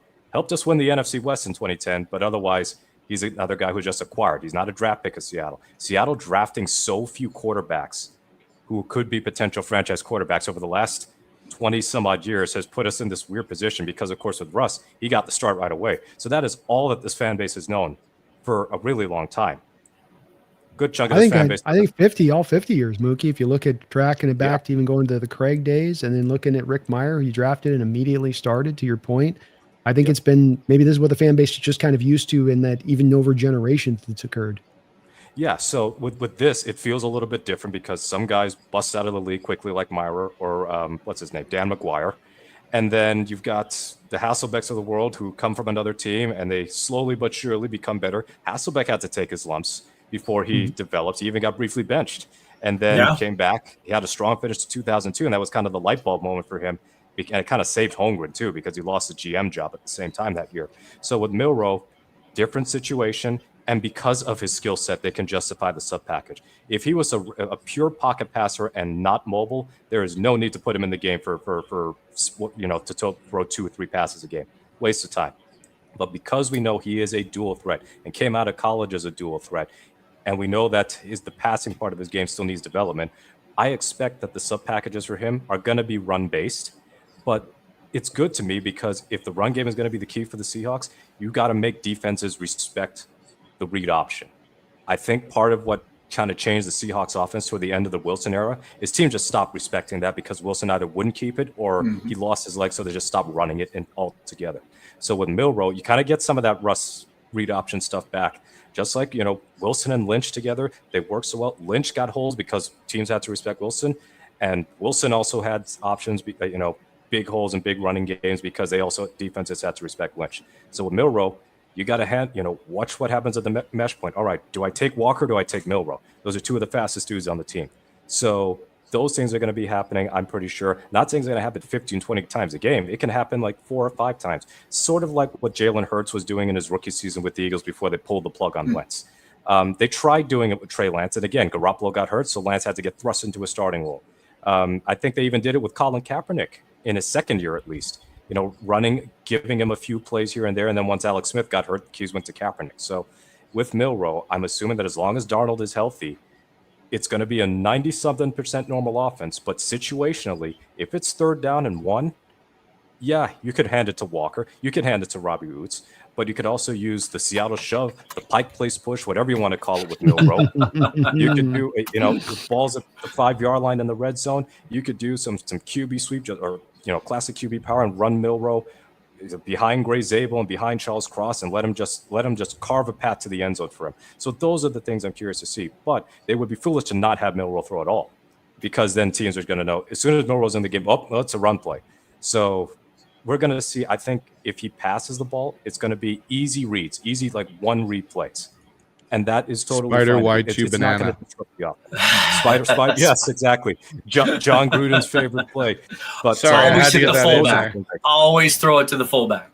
Always. Yeah, in the flat. Yes, Milroe to Oots, the Bama to Bama connection. I got to say this, though, Mookie. We forgot one drafted quarterback that changed the entire trajectory of Seattle's franchise.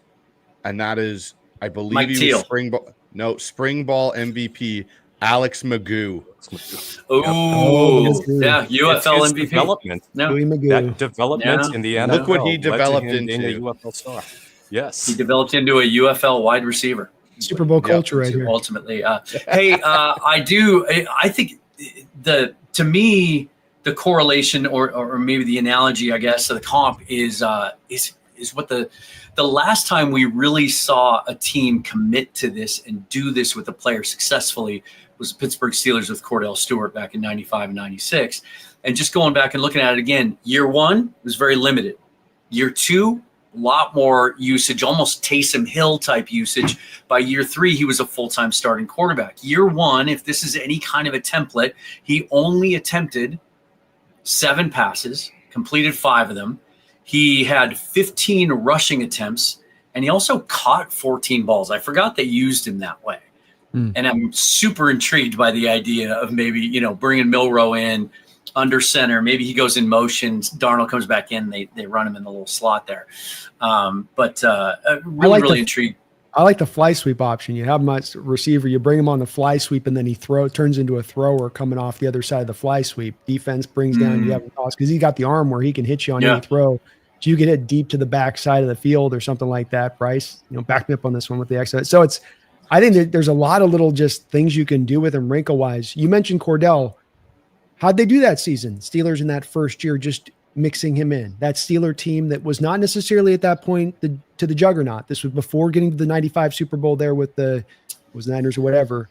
I can tell you, I think they got to the conference championship that year in the first year with him. And then when they did Lamar Jackson like this with Flacco at the end, they as well got themselves into the playoffs and then kind of ran out of gas at that point. But when this has been tried, 11-5, 11-5, won the division. Yep. No one's got any tape. No one knows how this is going to look. No one knows how they're going to use them. And so you have an ability here to maybe get it maximally effective in that you're hitting teams kind of like trying to figure it out and what you're doing and how you're going to use them, especially kind of just mixing it in there. Now, Bryce, the quarterback guy, we're all this conversation about the third string quarterback. What are your expectations from Sam Darnold this year? Oh, Sam Darnold. I've said this for a while, and I don't think Sam's going to hit what he hit in Minnesota. I just don't, because I don't think the offense is going to be constructed for him to hit a lot of those stats that he hit. However, I think from what I've seen in practice, what I saw in that limited drive that we saw, is I see a guy now from OTAs where we got told by certain people and different people were saying from what they saw at OTAs, oh, he looks like he's going to struggle. He's been struggling, to a guy that was walking into an offense and learning it and learning how to work with these receivers that we had at the time, to a guy that looks like he's in full control of this offense now. Like when I watched him at FanFest, when we watched him in that, drive versus the Chiefs, which they didn't throw the ball much, let's be honest, he got through his reads. The one throw that I really liked was the one he made to AJ Barner, where he takes it out of gun, and you can see his feet and the progression, and it goes, okay, read one's not there, read two's not there, bang, read three, I know where my check down is. He's already aligning and throwing to it. I think it's safe to say that I think Sam Darnold, if Matthew Stafford isn't healthy, and I still expect him to somehow come out with back surgery or get injured, I think there's claim to say that Sam Darnold might be the best quarterback in this division this year. I think you see him throw anywhere between 27 and 30 touchdowns. I see 32 to 3,500 yards and probably anywhere between 65 and 69% completions. And if my quarterback's doing that and we're able to run the ball, I think the Seahawks offense is going to be very successful. Mookie, let's go with you on this one. How much of a split in carries do you expect to see between a healthy Ken Walker and Zach Charbonnet? Ooh, I think I even answered this question on a fantasy podcast the other week, but I don't remember what I answered then. I think I said something like 65-35 Walker over Charbonnet, but it really is going to be week to week. There might be some matchups where they go, all right, Walker's not got it, we're going to have Charbonnet. So this is like a 1A, 1B thing. I know Brock Huger was talking about on 710, the argument that Charbonnet has kind of earned the RB1 role, and I'm not quite there yet. They both have their strengths. Walker is a bigger home run hitter than Charbonnet, and that sounds cliche, but we've seen Kenneth Walker in his rookie season, and that acceleration, that speed that we saw at Michigan State heading into the NFL. And Charbonnet is not slow, and in fact, he looks quicker this year than I've seen in previous seasons. but he doesn't have that type of burst. But I believe that Walker, if he can read his blocks, because that's going to be key in this Kubiak and Benton scheme, then he could have his best season since his rookie year. And what I'm hoping is that his efficiency is up, his success rate is up, where it's not, okay, he's got 120 yards on the day, but 2 of those runs were 95 yards and the other 14 carries for 25 yards. So that's what I'm hoping to see Walker have 5 yards here, 8 yards here, 14 yards here. It's not, in other words, not home run or strikeout, not that sort of thing. But I lean toward Walker being the predominant ball carrier, and I love that comment. Sharps and K9 a Seattle version, Montgomery and Gibbs. The only thing that I would push back on is I don't think either Charbonnet or Walker is really as good a receiving back as Gibbs. But I can see that. I could see that sort of vision. I think a better comparison would be Bijan Robinson. I think that's how you pronounce his name, and Tyler Algier in Atlanta, where Algier and Charbonnet are the direct comps, and Robinson and Walker are the main guys. I've heard some John Stewart, D'Angelo Williams too, from kind of their peak years in Carolina. Brandon, I'll let you take this one from Max. This is just a fun kind of off-topic question. Which non-quarterback is the first to throw a touchdown for the Hawks this year? Kubiak does. He does like to dial up some trick plays. Which non-quarterback, huh? Okay. It's your boy, Brandon. It's your boy Jackson that's going to Smith. do it. Jackson's got a good arm there. He's willing to let it fly. He's got balls. He's retired, remember? He did retire. Is that right? Stuff on that. But that's but right. that's exactly why he'll be the one, because you won't see it coming. Dude, come out of retirement mid-play. That's a tough one, man. I'll give you a dark horse. I was out one of the practices I was at. I think I was on the berm, so I don't know if it was one of I was with you guys or not. But it was after a running rep, and K9 was in the end zone, and he just casually, you know how guys do, they could throw the ball back in after they take a rep, and he just casually uncorked a 45 yard perfect tight spiral like it was nothing. How about halfback option? Well, to your point, that was the LaDainian thing for years, and you're going to be running a lot of that outside stuff. Remember, LaDainian would get to the outside, and the defense would collapse, and then he'd just throw it in the back of the end zone over the top on a lot. I think he had like 6-7 touchdowns. HB toss pass. Yeah, HB toss pass. I think too, Becca. I think Mookie's right to the distribution on that run to pass. And the thing to remember with Walker is he's just not had the holes at all consistently throughout his career. And the stat I go back to is the first couple of years of his career, and PFF charts this to where in between tackle runs he averaged 3.8 yards per carry.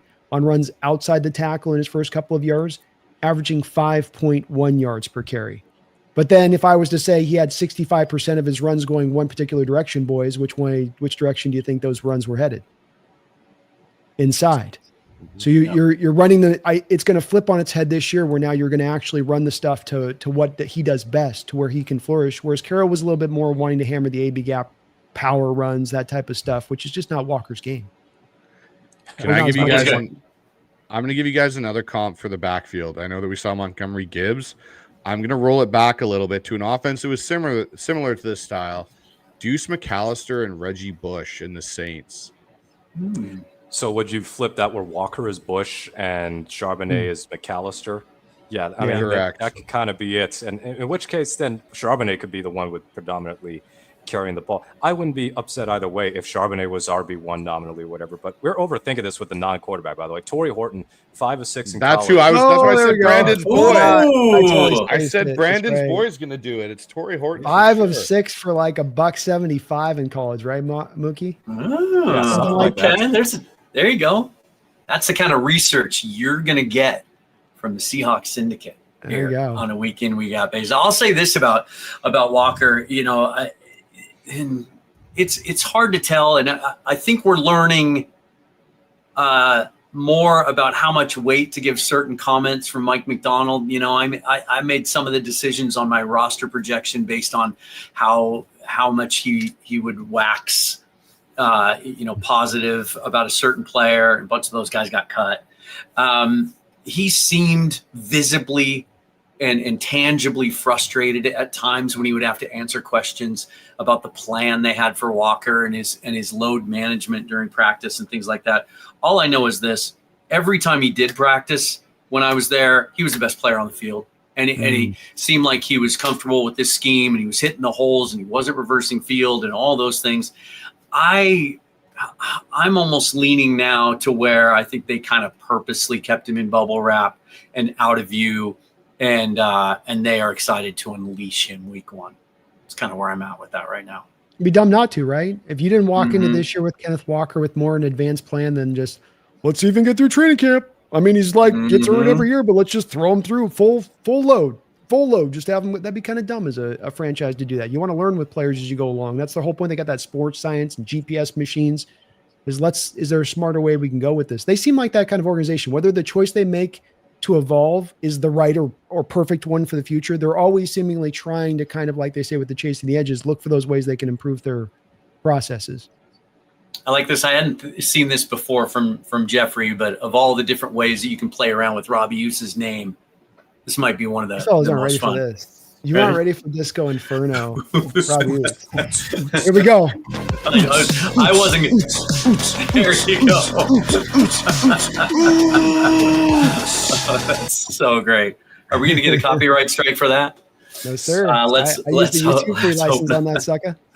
I don't have to buy it for my license. All right, you guys, let's wrap it up with this, and we'll go back around the other way again. Mookie, how do you feel about the matchup week 1? What do you expect? Well, week 1, of course, is always the craziest. There are 2 weeks. Week 18, the fake week, because you get random performances like Joe Milton looking like a Pro Bowler, and then the Cowboys get tricked into thinking that he's like that all the time. And then week 1, where you get some crazy results where it's not indicative of how the rest of the season goes. But just straight on paper, this is as close as I think the 49ers and Seahawks have been head-to-head in terms of talent. And I say that not that the Seahawks have gotten substantially better, but I think the Niners have gotten a little bit worse. And they have changed a lot on defense. Think about Hargrave going, Malik Collins going. They draft C.J. West and Alfred Collins. But there are changes on that front. Charvarius Ward, gone. Drake Greenlaw, gone. So they're relying on a lot of new faces. As great as Robert Saleh is as a defensive coordinator, this is not the same defense that we've seen in years past. And Hufanga also went to Denver. I know he's been hurt. Malik Mustafa, who was a intriguing pick for them, he's on PU. He's out. Yep. For I think he's on IR designated to return. So this is not the same Niners defense we've seen just run over so many teams and be like a consistent top 10 unit. But as I tweeted a few days ago, it might have even been yesterday. I lose track of the days. When we're doing all this stuff the last couple of days with training camp, with roster cuts and practice squad, you lose track of time. But what's killed the Seahawks against the 49ers the last few years in the trenches, and I specifically cited the running game. Christian McCaffrey by himself has more 10-plus yard runs in these last 3 seasons than the entire Seahawks team. And that's if I included Geno Smith and the 110-yard de-estrogen run, like it's like 14 to 12 or something like that. I take out the non-running backs, and then I add in the other running backs for the Niners and add in the running backs for the Seahawks. 22 explosive runs for the 49ers over these last 3 seasons, 6 for the Seahawks, and only 2 over 20 yards. They have been completely outmatched. They've not been able to run the ball on San Francisco. If that changes this year, I think that is a huge, huge difference in the way that this rivalry has gone. Because even when they beat San Francisco last year, didn't have a particularly effective running game. It was the passing game that was actually efficient outside of one Geno interception that was key to them winning. But the other part of this, of course, is the 49ers offense. I think that Brock Purdy was overrated for a little bit, and now he might be a little bit underrated. He actually had to make some big boy moments last year when guys were out. But what happens if Trent Williams starts to finally look mortal? He's coming off an injury-riddled season, the most injury-riddled of his career. Dominic Pooney might play, but is he going to be 100%? How's McCaffrey going to look? I know they traded for Brian Robinson, and the backfield should be a little bit better there, but the wide receiver position, like you got Ricky Pearsall, and I think he's actually going to be a good player. But they got Seahawks legend MVS on the team, and they've traded for Sky Moore, but DeMarcus Robinson is gone. We don't know Jawan Jennings is going to play. Like what people expected of the Niners at the end of the season, end of last season, and that they'd be whole and that all these changes would make them contenders again. I'm not there yet. With the Rams, it's really just Stafford. The 49ers, it really is both sides of the ball. So much roster turnover that makes this far more intriguing. And I think the Seahawks, if this is as good a chance to make a statement. You want Sam Darnold to become an instant hero, ball out against this team. You want Clint Kubiak and John Benton to be instant heroes, run it down the 49ers' throats. They've been bullied for too long, and it's about time that they start bullying back. Just like in those Harbaugh-Carroll rivalries, Niners run defense seemingly impenetrable. Not when Marshawn and Russ were around. They consistently were able to run the ball in San Francisco. So we'll see what happens week 1, but I think that if they can win in the trenches, as easy analysis as it sounds, if they could do something they haven't done for 3 years, if they've got that vision down, they've got a really good shot to send San Francisco to a loss. Bryce? So for me, I kind of got to piggyback off Mookie here. It's all about the trenches. It's been about the trenches for 7 years with the Niners and our inability to be consistently able to take them on and handle them. And it's what doomed us last year in that first game is we got run all over, play action passes to Kittle, and we got killed. And I think the other big factor is how many guys are returning on our defense. Like, they know how to play this. They know how to play Kyle Shanahan. Mike McDonald will have this defense ready to go. For me, when I look at when we've had the most success with 49er teams that have been kind of equal to what our Seahawk team has been, it has been able to control the ball and control the clock of the game and put them in situations to have to go out of what Kyle Shanahan likes to do and take shots, and even Jim Harbaugh, and take more shot plays in those early Pete Carroll years. If we can maintain possession of the ball, Sam doesn't turn it over, we don't have any issues like that, and I think then we're set up for great success to win. But the thing that scares me and continually scares me, I just have this stupid feeling that our special teams is going to bite us in the ass. And there's going to be something that's going to go wrong. They're going to get a return that we're not expecting. And it's going to flip the momentum of the game on us. And it's going to be hard for us to come back and overcome that. I think Seattle wins if the special teams unit can do their job. I'm not saying they have to be an all-star special teams unit, but don't give up any botched, plays in that. Jason Myers hits his kicks when they come open. That's all we've got. I think that accompanied with our offense and dominating the trenches, it's down to trenches and special teams for this game for Seattle to win. And I want to, before we get to you, Brandon, just want to lean into your coaching background here a little bit, Bryce, with this comment from Sean. I hope our defense can finally stop those middle seam routes. Anytime they've played the Rams or the Niners, they really have struggled with those digs, that middle of the field. Stafford destroyed us with that in the opener last year. And even last year, even with the improvement we saw to that defense first year under Mike McDonald, their one Achilles heel where they ranked pretty low was play action defense against play action passes. Do you think they're set up better now to be able to maybe take that away? I think Nick Emenwari could be the answer in some respects to that because of his athletic ability to run with tight ends in the middle of the field. Now, the key with this, though, and Brandon can say his piece on it for me, they have to stop the run, and they have to get a lead, and they have to force the Niners or teams into more of an ability not to run the ball and kind of give up on it. That gets them out of the play action. That gets you into your linebackers being actually get to their drops quicker and make those windows that much more difficult to throw into. If you don't, and you get the play action issues, as we saw in that first matchup with San Francisco last year, George Kittle just killed us on it. So I think Nick Emenwari is the key in that, and I think the ability of this defensive front to stop the run with DeMarcus Lawrence, Byron Murphy, Leo, Jaron Reed, like those are going to be key aspects in that. Brandon, how do you feel about week 1? Yeah, I feel really good about week 1. I might feel the best so far of us guys on this in my outlook. Not that we're going to dominate the just matchup. wait. Well, okay. Because I'm feeling pretty fine. I got my chest out. I got my tail feathers.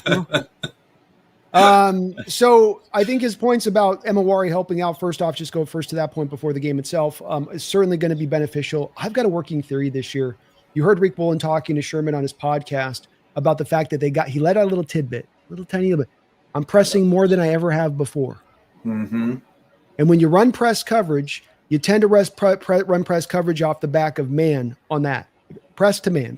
You can run it to zone. You can run to a trail off cover 2. You can do a variety of things. But what you're maybe doing here with Emenwari is moving him into the slot, which would then bump Witherspoon to the outside. You then have Woolen to the outside. Woolen is at his best, and the stats prove this, when he's in man coverage situations. You could say with his length and size, he's at his best being a press cover corner to combo that up with. Witherspoon, with the best stuff he did at Illinois when he was coming out, was as an outside corner in press man situations.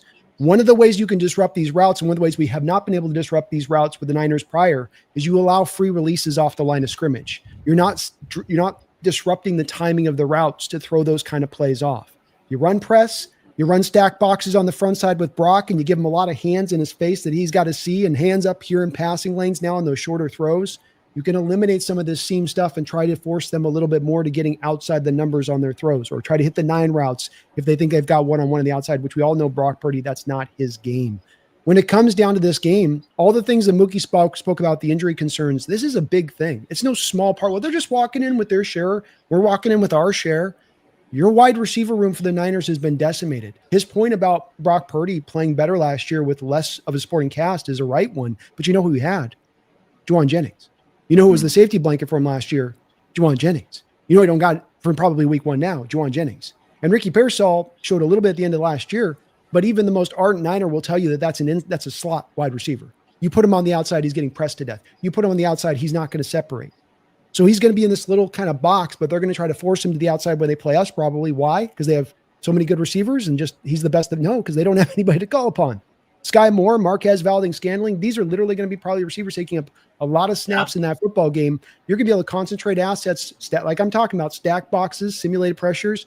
That one nice thing about that as well, you reduce down those natural gaps that occur when you run those 4-man fronts. You tighten things up on the Niners now. You can put a 5th guy down the line of scrimmage, and now that outside zone run, which is counting on 4 bodies moving laterally, has 5 bodies moving laterally in tandem, and that's a lot harder now to find that edge. You're a lot easier now to set that edge and reroute that ball carrier back inside. So this is a working theory. I'd love to hear if you guys agree, if maybe they could go down this road. I'd love to see it. That's why I've said he's kind of maybe channeling his inner buddy Ryan, because in addition to all these points, this is the origin of this Ryan defense. Press man coverage corner on the outside, bear fronts, stack boxes. Everybody knows the bear front. That's the literal, run those tighter 3-4 splits, put a lot of guys up in the line of scrimmage. So I wonder, I know McDonald's done a lot of off coverage and zone centric stuff in his history. I'm kind of wondering if he's going to kind of revert a little bit to the origin story here a bit on this defense this upcoming season. So all of that in tandem, along with the fact on defense, Malik Mustafa, 3 rookies that are going to get starter-like snaps on that defensive line that the Niners are counting on in this football game. That's precarious. We've been down this road with these guys. That doesn't work out too well, not rookie year. And then the last part being even DeMondre Lenore, a really good corner for you. They're going to try to bump him to the outside and have him take a guy he's got to be living in the slot, man. That's his game. They're going to now put him out to the outside, maybe 60, 70% of the snaps. Again, even Niner people that follow the team will tell you, I don't know if that's a good fit for him. Yeah, Upton Stout, the rookie, looks to be the starter in the nickel. I'm with you. I picked this when the schedule came out. I had us winning week 1, and my thought process at the time was, when you look at how the two sides of the ball matched up, I thought it was kind of strength against strength and weakness against weakness. So the Seahawks were going to have this defense coming back, riding high, lots of continuity, basically the entire group back. You add a couple of pieces to it to face off against a 49ers offense that was probably going to be ready to hit the ground running to start the season with a healthy Christian McCaffrey. That was before, of course, this rash of injuries outside of Ayuk, who we already knew hit their wide receiver core. And then I thought, okay, they're going to be so young on defense, right? They're counting so much on Robert Saleh being able to sprinkle some pixie dust on those guys and get them to play right away, especially up front. They're so young. We've seen in the past a long history of seeing young defensive linemen taking a while to develop. And so now you're trying to push a bunch of those guys together and get them ready to go, outside of also missing Hufanga and Greenlaw and Ward, the other guys you mentioned, against our offense that might have some growing pains coming out of the gate because of all the changes there. But now that I've seen this team and I've seen this offense come together the way it did, and if you think about growing pains out of the gate, I mean, New Orleans didn't have them last year, right? They kind of got out of the gate pretty good fashion those first couple of weeks. I just think, man, does Vegas still have us as the dog? Like, I don't really understand it. To me, I think we're in great position to come out. That I think I've been saying this for weeks now. I think that stadium's going to be as electric as we've seen it in years. I don't think people are selling their tickets. You can tell by the prices that you're seeing online right now. You could feel a different energy at the preseason games in that crowd. They're doing 110 decibels with 2/3 of the stadium full. I think Mike McDonald's comment here on the screen, I go back to comments he made early in the offseason about how he's excited to open his entire playbook this year and run some stuff he didn't get to play last year or didn't get to run last year. I think there's going to be some hell unleashed here week one, and I think it's going to be a really important performance for the Seahawks, and I've got them winning this game, and I've got them winning it in such a way. I don't predict scores or blowouts anyway. Well, Christian, come on. I think let's go. They're going to win. Take it there, Dan. It'll be 2 scores. Bring it to the harbor, brother. They're going to win by 2 scores. I think they're going to get a lead. To Bryce's point earlier, I think they're going to get a lead. They're going to control the football a little bit more. They're going to be able to sustain some drives, which has been an issue the last few years against the Niners. We get down quick, and then we got to throw the ball over the yard. I think we're going to play the kind of football that Mike McDonald wants to play and is going to game plan for, and I really like this matchup week one. I can't one little quick addition to your point on this, just to get you guys just put this in perspective, all the things you guys talked about on this in addition to this, and what Vegas is telling us right now with them coming into our house week one, with them limping in like they are. The Niners have $100 million of dead money on their cap. They took a tangible step backwards this year to clear the books. Absolutely, they did. No team in the league's got more dead money. They're also sitting on about $43 million of cap space. So Vegas is saying that this team limping in with all their injuries can blow $140 million off their books that they don't put to use, and they're still better than you. Yeah, that's almost half the cap. It's on a $279 million cap. You've got 140 basically blown in the wind, blowing in the wind. And the other thing about the Niners, they've always had an edge to them, right? They've always had that aura. They come in here believing they're the best team. Shanahan's comments from a week ago about what he expects this year, and he's hedging.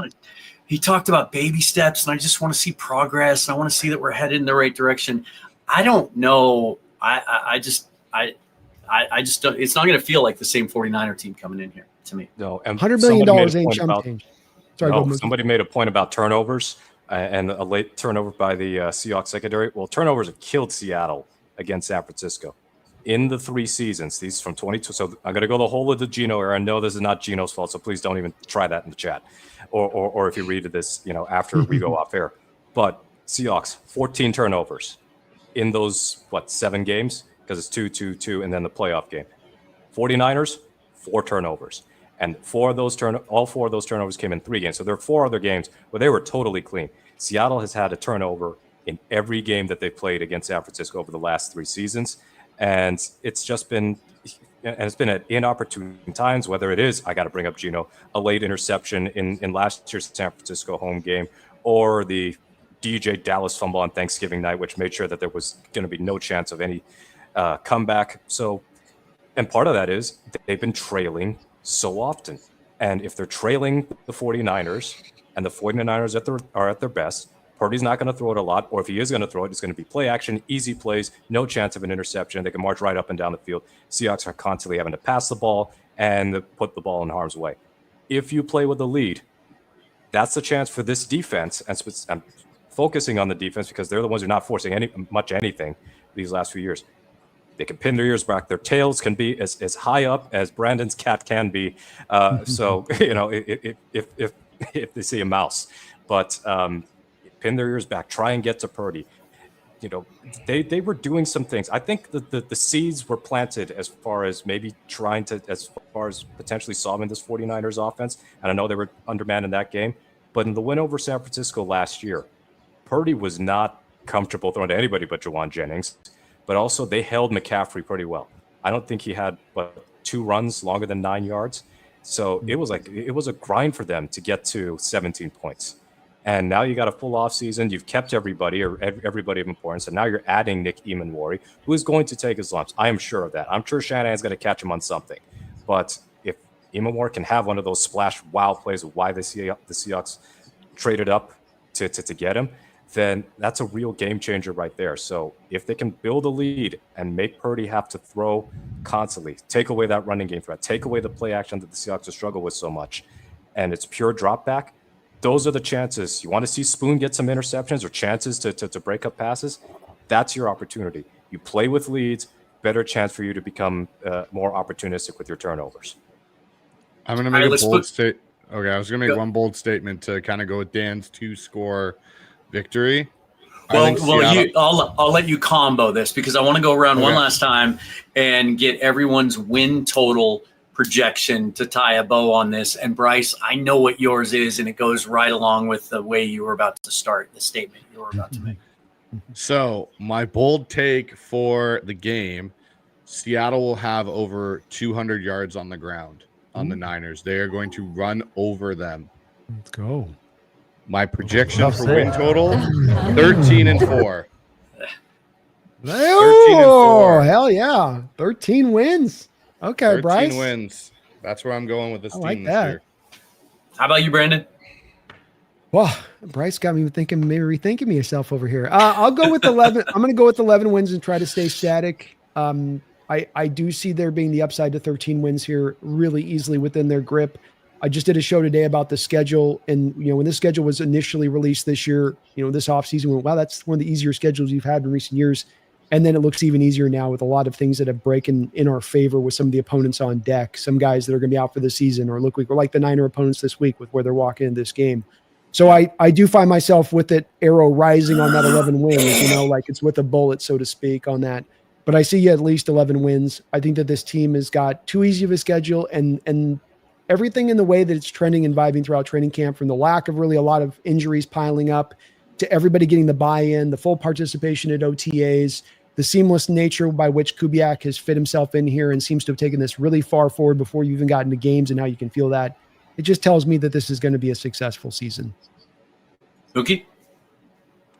I have been, ever since the schedule came out, and Bryce and I think this was one of our Pulse segments way back when, I projected 11 wins for the Seahawks, and I'm staying there, but with one buffer. Like, I think their upper limits for the regular season only is 12, fittingly.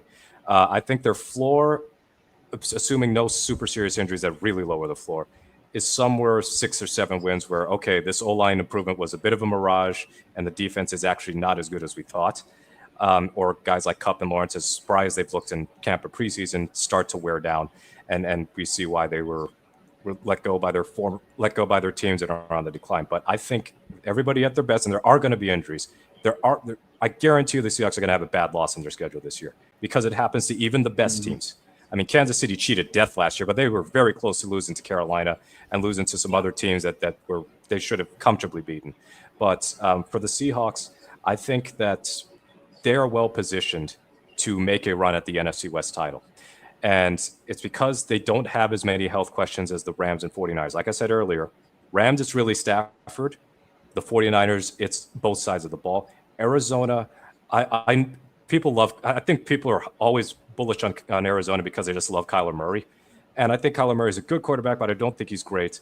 The defense I'm worried about. I think Arizona's defense could be legit this year. I know LJ Collier jokes, but getting Josh Sweat, I know Nolan's not going to be playing, but they've got some guys there that could make things tricky for everybody in that division. But on paper, I think Seattle could be the most balanced team, as in potential above average offense and a top 10 defense. The Rams didn't have a great defense last year. I think people just forgot it because they love Verse and some of the young talent, but they could improve, but I don't think that they'll be a top 10 defense. And then the Rams offense is highly dependent on Stafford. So I'm going with 11 wins. I think they're going to finally get some wins against some teams that previously they would not have beaten. In other words, start beating some teams that would make us believe they could be a playoff contender, but they could also be in for some traps like Jacksonville. I think that could be a loss because I think Jacksonville won't be a joke this year. And it's also going to be one of those 10 a.m. games in humid Florida. I think Carolina could even be a tough. Yes, on my birthday, by the way. They can't lose that game. It's on my birthday, for crying out loud. I had to do it, Mookie. I had to do it. You said Jacksonville. Unfortunately, they played on my birthday a couple years ago, and they lost 37-3 to Baltimore. So, and they lost that awful Washington game the first weekend I moved out here to Oregon, same day on my birthday. So, but they found themselves a head coach that day, Mookie. They found themselves a head coach that day. So, little did we know. So but I think Tampa Bay could also be a trickier game. But what I want to see the most, no 3-6, no 3-5 at home. They have to be above 500 at home this year. No ifs, ands, or buts. I can handle road regression if it means that this home, days that they've been in, this malaise at home the last few years comes to an end. Yeah, probably not going to go and only lose one game on the road though this year, so that'll equal out a little bit. I'm going to hedge just slightly. When the schedule came out, I did my schedule prediction. I had them at 11-6. I'm going to stick with that for now. But to Brandon's point, we know more about these teams now. It's a much clearer picture. This weekend, I am going to do a new and improved schedule prediction. And I feel better about this team's ceiling now after getting to know them a little bit better. So I'm going to just, if that's a little hint about which way I might be leaning on that one. To wrap it up, Mookie, let's go around one more time. Let everybody know where you can find your content and what you are working on currently, what you have coming up. All right. Well, this was a great opening Seahawks Syndicate for us, and we worked out the audio issues, and we'll be more comfortable as we do this in the months ahead. But at Mookie Alexander on Twitter, and I also run the Field Goals account on Twitter and at Blue Sky, but I'm much more active on Twitter because it's just easier to use right now. All my work is either on fieldgoals.com or at sbnation.com because I do write national NFL columns for them, and hopefully I can cover the World Track and Field Championships for them in Tokyo remotely, of course, in a couple weeks' time. But one thing that I am working on is a little giveaway. And no, it's not from my closet because I do have a throwback Seahawks starter homage jacket that is my favorite thing to wear, but can't really wear it right now when it's 90 degrees. But there is a giveaway of sorts. So be sure to go to Field Goals over the next couple of days. I'll have contest details. It is going to be centered around a prediction or predictions because there'll be tiebreakers for that San Francisco 49ers game. So it's a thing we've done the last couple of years. Be on the lookout for that in a few days. That's going to be one heck of a battle because the participation rate is very high. Bryce. Yeah. So obviously I have a new podcast, The Hawks Eye. So anyone that hasn't already, come on over, subscribe to it. I'm no longer affiliated with the Hawk Zone Rundown. Ryan's over there doing his own thing, and I'm doing my own thing. So, come on over, subscribe. I'm going to have a episode with Jeff Simmons appearing tomorrow. I also will be on with Bill Alstead and Keith Myers of Seahawks Playbook podcast tomorrow. I have Rob Staten coming on Saturday. I'm busy, man. I'm fully packed up with guests. And then, looking forward to doing the Syndicate show every end of the month on a Wednesday. It's going to be a lot of fun, and we'll get more comfortable with this, like Mookie's point. And all my stuff, guys, that you want to see and stuff, you'll also be able to find it over on Field Goals, as the show is loosely affiliated with that. So that's basically kind of what's going on with me. Mr. Kane. You can find me on the Hawks Nest here at YouTube or at Seahawks Nest or on X. I'm kind of somewhat active over there. Depends on the day you catch me, but you catch me either way on those. Nice. And just a reminder again, last Wednesday of every month, so we'll be 4-0 the next time we talk, right, guys? Yeah, we will. And it will be able to recap the month that was, look ahead to the month coming up, sort of break the season into quarters, which will be nice. If there's anything huge that happens and we can all get together, we'll try to react to it. I'm thinking specifically maybe trade deadline, something like that, if it should come along. If Micah Parsons becomes a Seahawk at some point, we'll probably see if the four of us can get together all at the same time. But thanks to all of you. We've got almost 1,300 in here at the moment. That's kind of where it peaked. So cool. We've had a lot of fun. This all came together over the course of, the last couple of years, really, in some cases, but the last 3 or 4 months, a lot of talking, planning ahead. We knew we were all going to be at training camp together. We ended up getting together and doing the live shows, of course, from Fast Fashion Brewery and going out to dinner at Aqua on Saturday night. And we just thought, you know what, let's make this a thing. So appreciate all of you for tuning in. This will always be on all of our channels. And so we'll kind of rotate who the host is. And so just keep your eye out for that. I'm going to be just a little programming reminder. I'm going to be driving for a few days next week, and so I'll be off air, if you will, from Labor Day until about Thursday. But before then, a couple things coming up. Really excited about this. I get to talk about some fantasy football. Johnny Tuma from Roto Underworld is got to talk to him today, do a little fantasy preview outlook for the Seahawks, which was pretty intriguing. And then Brady Henderson's going to be joining me tomorrow, of course, Seahawks beat reporter for ESPN and their pool manager. And so stay tuned for that. We're not going to have any music to take you out with today because got to work out some copyright issues. Don't want to get anybody in trouble here. But guys, unless anyone has any last words, we give a go Hawks, and we'll leave the folks with this beautiful piece of artwork. Yes, Bryce. I was going to say, I think you need to give me a shout out. They put in quite a generous super chat. It's me. Oh, I thought you. I'm going to give you a shout I out. Hey, Bryce. Not me. Woo! Yeah, not me. I wish it was me. Let's go, me. Me says 4 of my favorites. Great first show, gentlemen. Getting geeked for the start of the season. Go Hawks. Thank you, sir. Really appreciate that. Gotcha. That is fantastic. Thank you. Glad I didn't miss Thank you, that. me. Thank you, Bryce. Let's just go Awesome as this so always. everybody can see our ugly Thanks, mugs mate. before we go. All right, that's going to do it, you guys. We'll see you next time. Forever and always go Hawks. Go Hawks. Go Hawks. Go Hawks. We'll see you in a month.